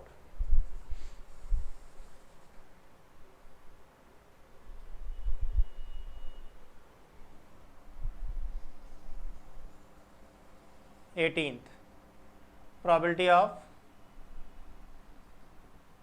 75 to infinity, 75 to infinity। तो पहले 70 टू इन्फिनिटी में से 70 टू 75 माइनस कर देंगे, तो ये यहाँ से इन्फिनिटी बच जाएगा, यानी 0.5 माइनस दिस हो जाएगा। Probability of 72 plus infinity minus probability of 72 75, ठीक है ना। 72 इन्फिनिटी में से 72 75 लाइक दिस माइनस कर दिया, तो ये आगे वाला बचे 0.5 माइनस दिस हो जाएगा।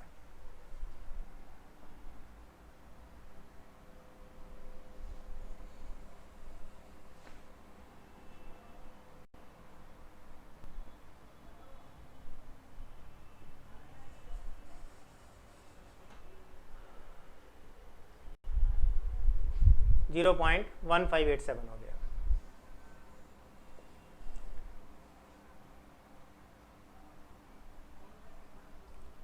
नाइनटीन्थ प्रोबेबिलिटी ऑफ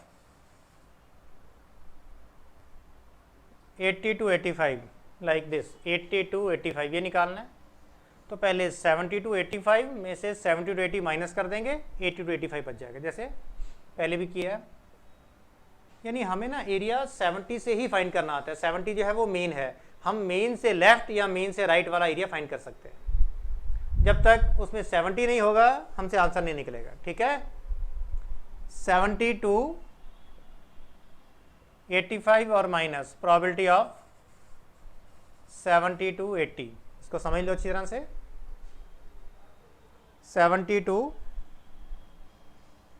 85, ये सपोज कर लो 85 है, 70 टू 85 निकालना है, ये सारा मतलब 80 टू 85 निकालना है, हमें फाइंड करना है ये वाला एरिया। तो 70 टू 85 में से 70 टू 80 माइनस कर देंगे, ये बच जाएगा 70 टू 85 ये वाला 0.4987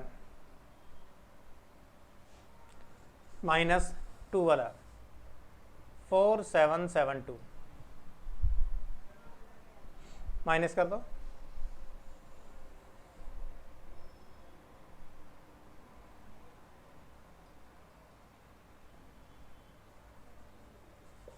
$0.0215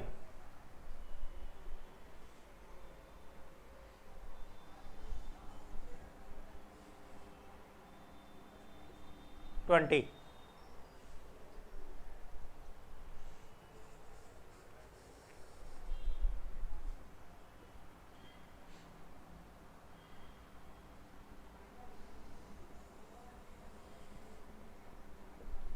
60 टू 65। जैसे पहले दोनों नंबर 70 से बड़े आ रहे थे, ये दोनों 70 से छोटे हो गए।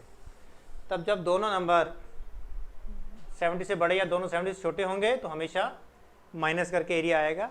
एक 70 से इधर होगा और एक 70 से इधर होगा तो बड़ा एरिया बनेगा, तो प्लस होके बनेगा। अच्छा, जैसे ये प्लस होकर बने थे। अच्छा, लेकिन अगर दोनों नंबर इंपॉर्टेंट से है ना, शुरू कर दिए मैंने 16 से, दोनों नंबर 70 से बड़े हैं या दोनों छोटे हैं, 60 टू 65 लाइक दिस, ये 60 है, यहाँ से लेकर यहाँ तक का एरिया निकालना है। हमें 60 टू 70 का एरिया मालूम है, उसमें से 65 से 70 मालूम है, तो इस पूरे में से ये माइनस कर देंगे, ये आ जाएगा।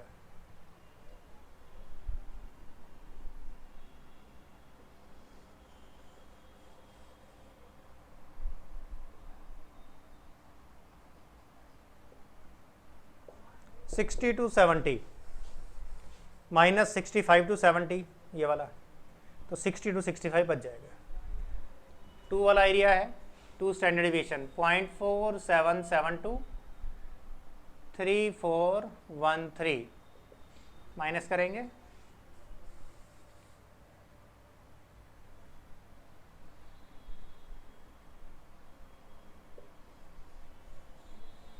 0.1359।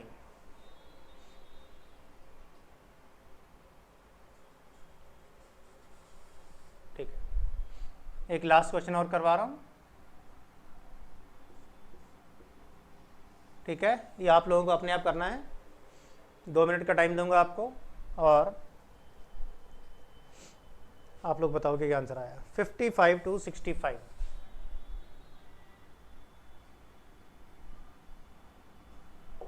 चलो फाइन करके दिखाओ। 55 to 65।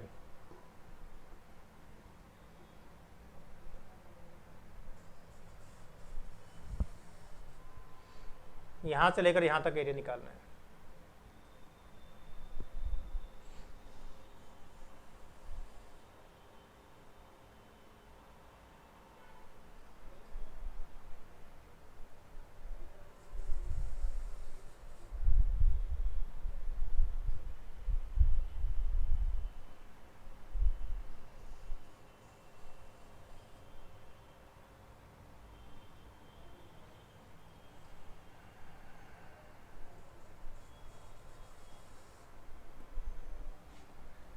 ये बनेगा प्रोबेबिलिटी ऑफ 55 से 70 और माइनस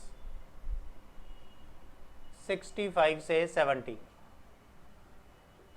55 से 70, 55 से 70 लाइक दिस, 0.4987। 65 to 70, 65 to 70 ये रहा 3413। माइनस किया,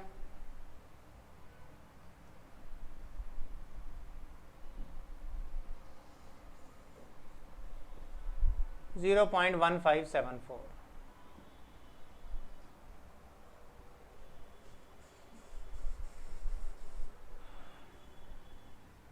तो कैसा लगा ये सारे क्वेश्चन सॉल्व करके? नेचुरल है, काफ़ी कुछ सीखने को मिला।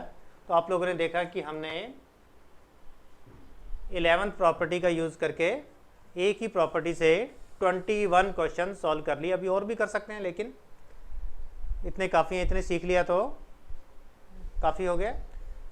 अब हम इसकी और बाकी की प्रॉपर्टी सीखेंगे और उसको सीखने के बाद फिर हम जो नंबर यहाँ पर नहीं लिखे हुए, लाइक हमें सिर्फ 70 to 75 का एरिया निकालना आता है, 70 to 76 कैसे निकलेगा वो तो हमें मालूम नहीं है ना। तो अभी हम फ्यूचर में how to find area between 70 to 76, 70 to 77, 78, 79 ये सब फाइंड करना भी सीखेंगे। और अभी मैं क्या कर रहा हूँ, ये सारा कुछ मिटा रहा हूँ। अच्छा ठीक है, सारे क्वेश्चन नोट कर लो अच्छी तरह से और इन सबको रिवाइज भी करना अच्छी तरह से। ठीक है, एक नंबर 70 से छोटा और एक बड़ा आएगा तो प्लस हो जाएगा, एक छोटा और एक बड़ा तो प्लस, लेकिन दोनों बड़े आ गए तो माइनस, दोनों बड़े बड़े बड़े आ गए तो माइनस, लेकिन जब दोनों छोटे आ गए तब भी माइनस, दोनों छोटे हैं 70 से तो ही माइनस। तो ये याद रखना है। अच्छा, दोनों नंबर मीन से छोटे हैं, 70 मतलब मीन, दोनों मीन से छोटे हैं तो माइनस, मीन से बड़े हैं तो माइनस, लेकिन एक मीन से छोटा और एक बड़ा है तो प्लस। सारा नोट कर लो, मिटा रहा हूँ।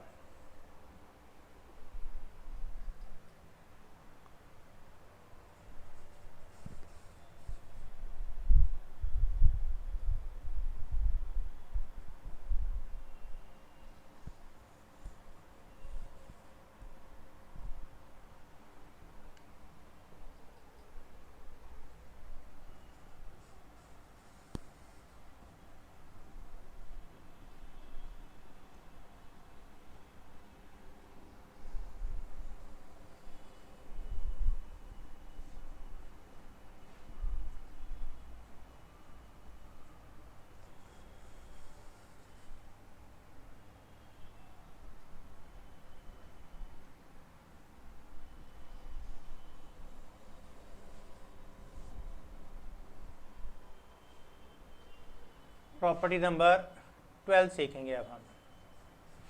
ठीक है, तो 11 तक हमने सीखा था कि area between mean and mean plus 1 standard division, mean and mean plus 2, mean plus 3 and 3 तक सीखा था। ठीक है, अब हम सीखेंगे value of first quartile. First quartile का मतलब है x की एक ऐसी वैल्यू जिसके लेफ्ट साइड में 25% एरिया हो और राइट साइड में 75। ठीक है, फर्स्ट क्वार्टाइल मतलब इसी का ग्राफ यहाँ बनाकर दिखा देता हूँ आपको, क्वार्टाइल फाइंड करने वाला।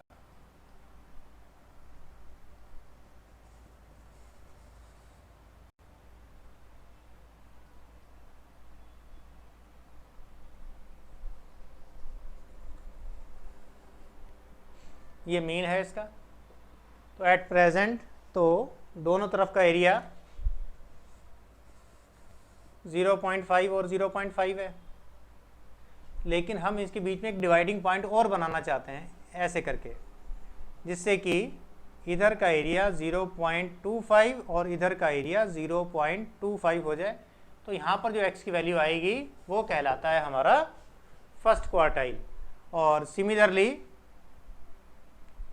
हम राइट साइड में भी एक ऐसी लाइन ड्रॉ करना चाहते हैं जिससे कि ये दोनों एरियाज इक्वल हो जाएं। ये बन जाए 0.25 और 0.25। तो ऐसा करने से ये 4 पार्ट्स में बट गया। इस पार्ट को हम कहते हैं फर्स्ट क्वार्टाइल, इसे तो हम कहते हैं सेकंड क्वार्टाइल, तो खुद मीन के इक्वल हो गया। और इसे कहते हैं हम थर्ड क्वार्टाइल। तो सेकंड क्वार्टाइल फाइंड करने की ज़रूरत नहीं, वो तो मीन के इक्वल है। तो हम फर्स्ट और थर्ड क्वार्टाइल की वैल्यू सीखेंगे। तो सीखेंगे का मतलब है कि वैल्यू तो वहीं से आई है जहाँ से वो 1 स्टैंडर्ड डिवीजन, 2 और 3 स्टैंडर्ड की वैल्यूज़ आई थी, 0.3413, 4772, 4987, वहीं से आई थी ना। और ये भी वहीं से आई है। ठीक है, तो आप सिर्फ इसे याद रखेंगे। इसका आंसर है मीन माइनस 0.6745 स्टैंडर्ड डिविएशन। यानी कि अगर आप ध्यान से देखो, मीन से लेकर मीन माइनस स्टैंडर्ड डिविएशन तक ये 34% एरिया हो गया। तो हमें तो 25 चाहिए ना, तो थोड़ा सा और इधर कम करना पड़ेगा। अच्छा, इस तरफ जाएंगे तो थोड़ा छोटा हो जाएगा। ठीक है, 1 से भी कम हो जाएगा ये। तो 1 के बदले 0.6745। तो इसकी वैल्यू आ जाएगी मीन माइनस 0.6745 स्टैंडर्ड डिविएशन। और सिमिलरली इसकी वैल्यू जितना ये माइनस है उतना इधर प्लस हो जाएगा। ये बन जाएगा मीन प्लस 0.6745 स्टैंडर्ड डिविएशन। ठीक है, तो Q3 की वैल्यू भी साथ ही लिख देते हैं, मीन प्लस 0.6745 स्टैंडर्ड डिविएशन। तो 12th प्रॉपर्टी में हमने इसके क्वार्टाइल्स फाइंड करने सीखे। 13th प्रॉपर्टी, चलो 12th के बाद अभी एक और सीखते हैं इसका, इसी में कंटिन्यूटी में। थर्ड है, वो कहलाता है क्वार्टाइल डिविएशन। क्वार्टाइल डिविएशन का फॉर्मूला होता है Q3 minus Q1 divide by 2। तो जब दिस माइनस दिस करेंगे ना, तो मैं डायरेक्ट आंसर लिख के दिखा रहा हूँ। आप Q3 की वैल्यू और Q1 की वैल्यू पुट करके माइनस करके देखना, that will become 0.6745 standard deviation. तो अल्टीमेटली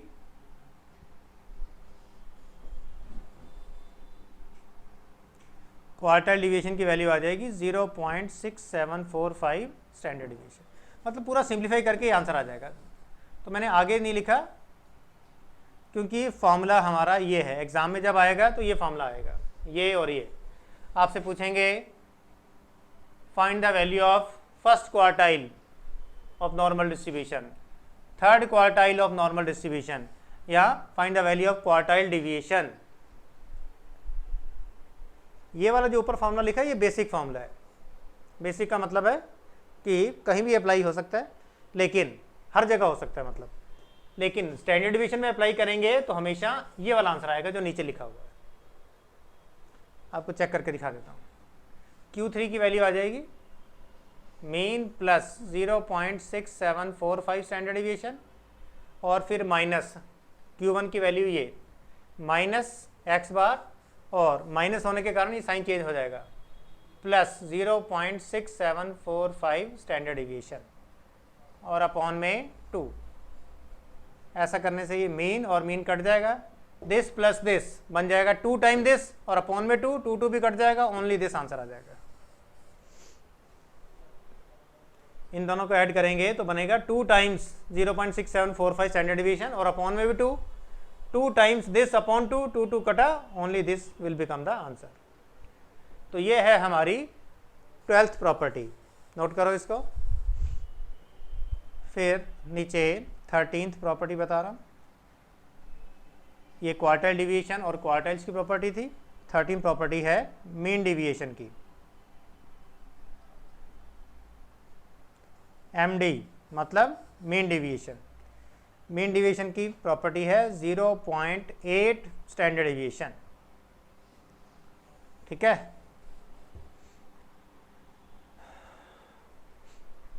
तो इसको फाइंड करने का कोई इस तरह से कोई मेथड नहीं है, ये भी सीधा डायरेक्ट उसी फॉर्मूले से आया है, 1 अपॉन स्टैंडर्ड डिवीएशन 2 पाई का रूट इंटू ए की power minus half x minus mean upon standard deviation का होल स्क्वायर, जो नॉर्मल डिस्ट्रीब्यूशन की कर्व की इक्वेशन है।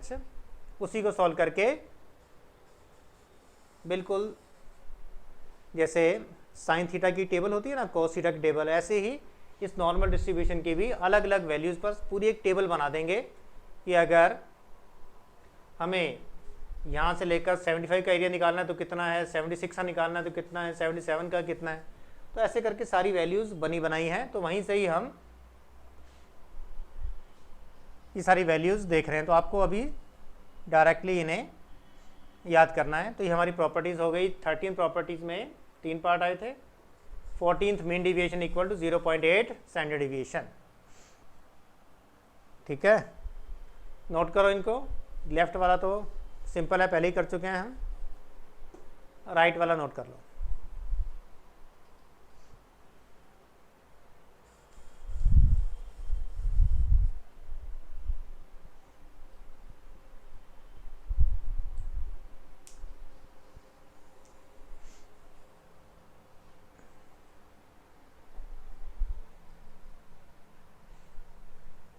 लेफ्ट वाला मिटा रहा हूँ, अच्छा इस बार राइट वाला ऐसे रहने देते हैं। 14 प्रॉपर्टी से यहाँ बता रहा हूँ।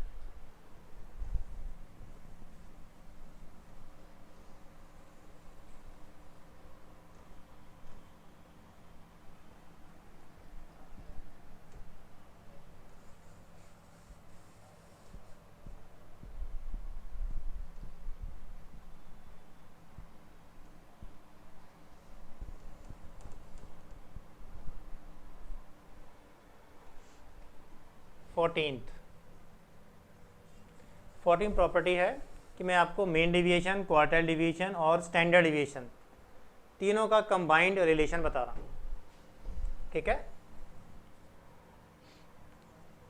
क्वार्टाइल डिविएशन का आंसर हमने क्या सीखा था, ये रहा। इसको हम approximately equal to 2/3 standard deviation भी कह सकते हैं। यानी 2/3 0.6666 होता है, राउंड ऑफ करें तो 67 बन जाता है, तो अप्रॉक्सीमेटली 2/3 स्टैंडर्ड डिविएशन।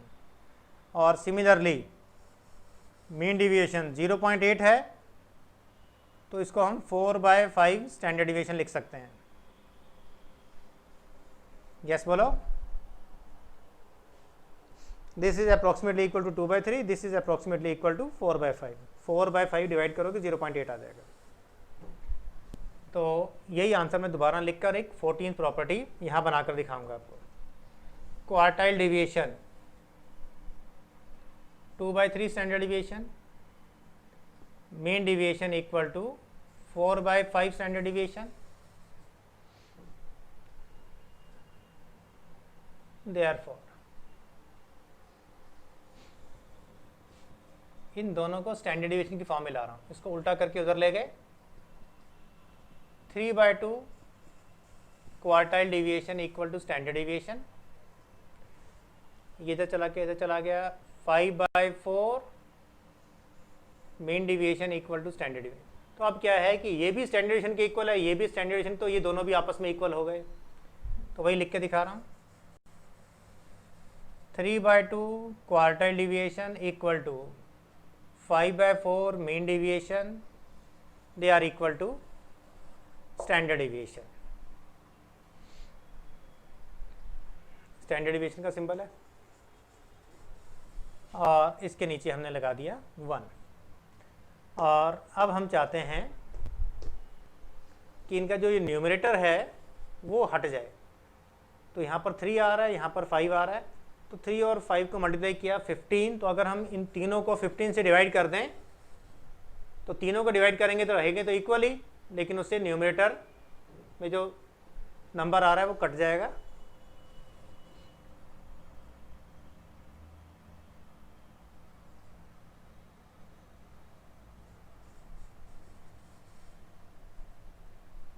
तो देखते हैं उससे क्या होगा। क्वार्टाइल डिविएशन 3/2 और नीचे 15 आया, 3 से कटा 5, तो अल्टीमेटली बन जाएगा क्वार्टाइल डिविएशन अपॉन में 10। ये 5 मीन डिविएशन अपॉन में 4 तो पहले से था, एक 15 और लगा दिया, 5 से कटा 3, तो ये बन जाएगा मीन डिविएशन डिवाइड बाय 12। और ये स्टैंडर्ड डिविएशन के तो कुछ था ही नहीं, नीचे 1 था पहले ही, और इंटू 15 और लगा दिया, तो बन गया स्टैंडर्ड डिविएशन डिवाइड बाय 50। ठीक है। अगर देखो 3 नंबरों के साथ कोई भी न्यूमरेटर नहीं है, सिर्फ डिनोमिनेटर डिनोमिनेटर डिनोमिनेटर है और तीनों इक्वल आ रहे हैं, तो देयरफॉर इन तीनों की ratio quartile deviation into mean deviation is to mean deviation is to standard deviation will becomes their denominator 10:12:15।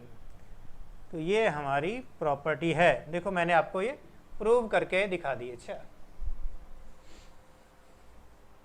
तो अगर ये प्रूव नहीं देखना चाहते तो आप डायरेक्ट इसे याद करो। ठीक है, ध्यान से देखो इसको। प्रूफ मैंने आपको पहले भी कई नहीं कराए। अच्छा, ये डायरेक्टली बता दिए, टेबल में से देखकर बताया एक किस्म से। टेबल आपको देखनी सिखाऊंगा। अच्छा, ठीक है। और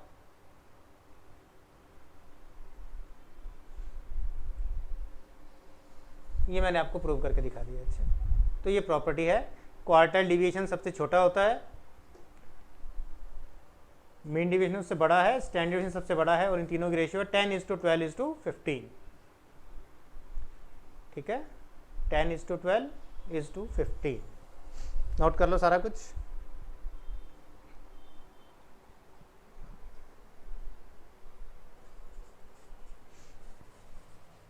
तो हमने कितनी प्रॉपर्टी सीख ली? 14th।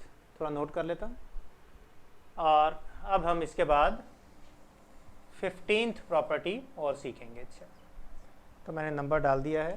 मेरे को लगता है कि नंबर वगैरह लिखने में मिस्टेक हो जाती है कई बार। तो अब हम इसकी 15th प्रॉपर्टी सीखने वाले हैं।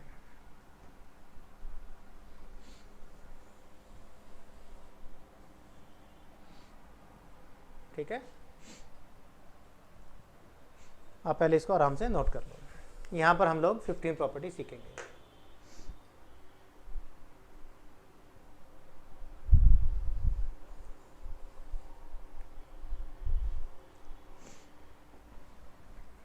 फिफ्टीन प्रॉपर्टी है, if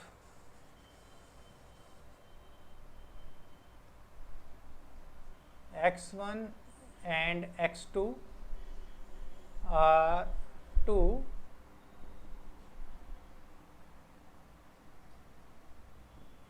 independent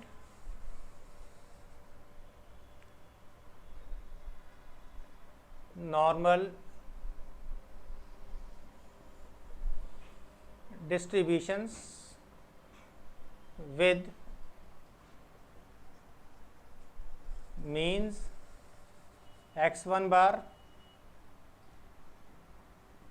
and x2 bar and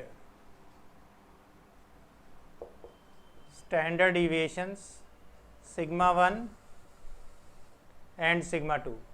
तो हमें क्वेश्चन में दिया है, प्रॉपर्टी में दिया है कि दो नॉर्मल डिस्ट्रीब्यूशंस हैं x1 और x2, उनका मीन है x1 bar x2 bar and standard deviation है sigma 1 and sigma 2। Then property क्या कहती है, x1 प्लस x2, इन दोनों को ऐड कर दिया, x1 plus x2 is also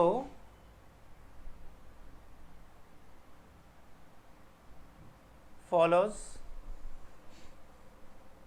normal distribution. तो x1 x2 को दोनों को ऐड करते हैं तो वो भी नॉर्मल डिस्ट्रीब्यूशन में ही होगा और उसका मीन होगा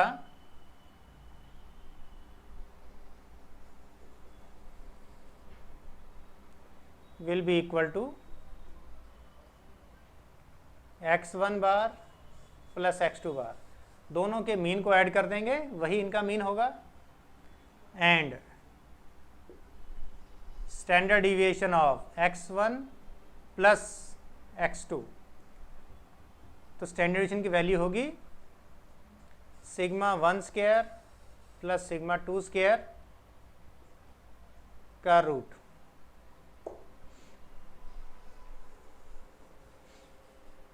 ठीक है, मेरे कहने का मतलब है कि दो अलग अलग नॉर्मल डिस्ट्रीब्यूशन दिए हैं, एक क्लास का नॉर्मल डिस्ट्रीब्यूशन अलग दिया है, सपोज किसी स्कूल कॉलेज की एक क्लास है, सेक्शन ए का अलग दिया है, सेक्शन बी का अलग दिया है, तो उन दोनों का हमने सम निकाल दिया। ठीक है, तो दोनों का सम निकाल दिया, तो दोनों का अगर सम निकालेंगे वो भी नॉर्मल डिस्ट्रीब्यूशन को फॉलो करेगा और उसका जो सम आएगा उस सम का मीन होगा, दोनों के अपने अपने मीन को ऐड कर दो और उसका जो स्टैंडर्ड डिवीजन होगा दोनों के स्टैंडर्ड डिवीजन का स्क्वायर करके ऐड करके रूट निकाल दो। ठीक है, सपोज मैं इसका नाम डाल देता हूं z is equal to x1 plus x2। ठीक है, mean of z and standard deviation of z, मेरे ख्याल से बेटर हो गया, थोड़ा सा समझने में आसान हो जाएगा, है ना।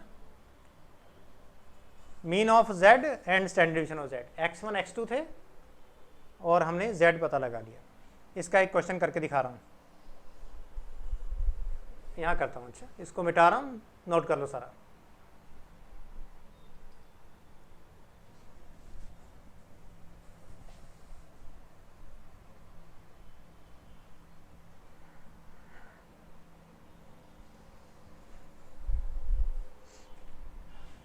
क्वेश्चन इस प्रॉपर्टी का, x1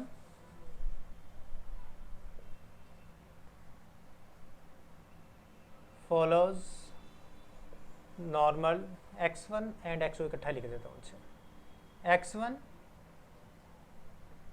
and x2 follows normal distribution with means 30 and 40 and standard deviations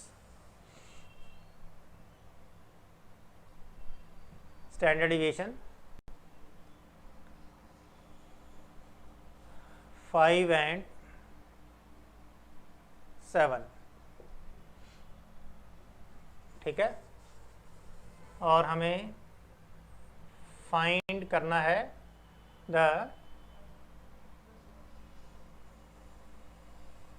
value of mean and standard deviation of z that is equal to x1 plus x2। तो क्वेश्चन है, अब इसका आंसर बता रहा हूँ, z equal to x1 plus x2 also follows normal distribution। ठीक है, with mean will be equal to 30 plus 40 equal to 70 and standard deviation 5 square plus 7 square का रूट, 25 प्लस 49 का रूट, 74 का रूट,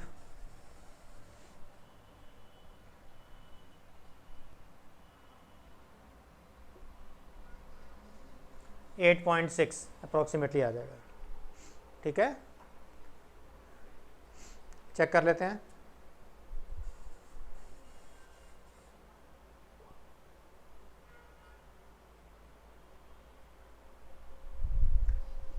कैलकुलेटर पे check कर लो, 74 का root निकालेंगे तो क्या आंसर आएगा?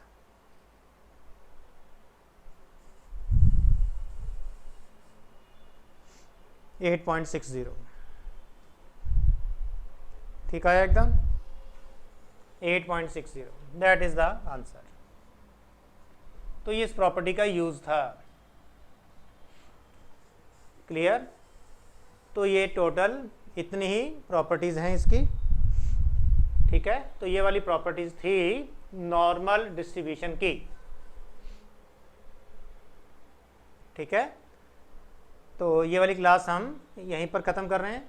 तो इसी की नॉर्मल डिस्ट्रीब्यूशन की नेक्स्ट क्लास में हम लोग सीखेंगे what is the meaning and properties of standard normal distribution. Next class में हम लोग क्या सीखेंगे? What is the meaning and what are the properties of standard. एक नॉर्मल डिस्ट्रीब्यूशन की भी एक स्टैंडर्ड फॉर्म है, तो उसी स्टैंडर्ड फॉर्म से ही वो जो है एक टेबल बनता है। तो फिर उस टेबल से हम बहुत सारी एरियाज़ निकाल सकते हैं, जैसा कि हम आज भी निकाल रहे थे, क्वेश्चन सॉल्व किए थे, 21 क्वेश्चन सॉल्व किए हमने। ठीक है, तो नेक्स्ट क्लास में हम स्टैंडर्ड नॉर्मल डिस्ट्रीब्यूशन सीखेंगे और एक स्टैंडर्ड नॉर्मल डिस्ट्रीब्यूशन की टेबल बनी हुई होगी। ठीक है, तो वो मैं आपको देखनी सिखाऊंगा, जैसे बिल्कुल सिमिलर टू sin 30 की वैल्यू हमें याद होती है, लेकिन sin 31 की वैल्यू टेबल में से देखनी होती है, sin 32, sin 33 एंड सो। ठीक है, तो आज की क्लास हम यहीं ख़त्म कर रहे हैं, बाकी हम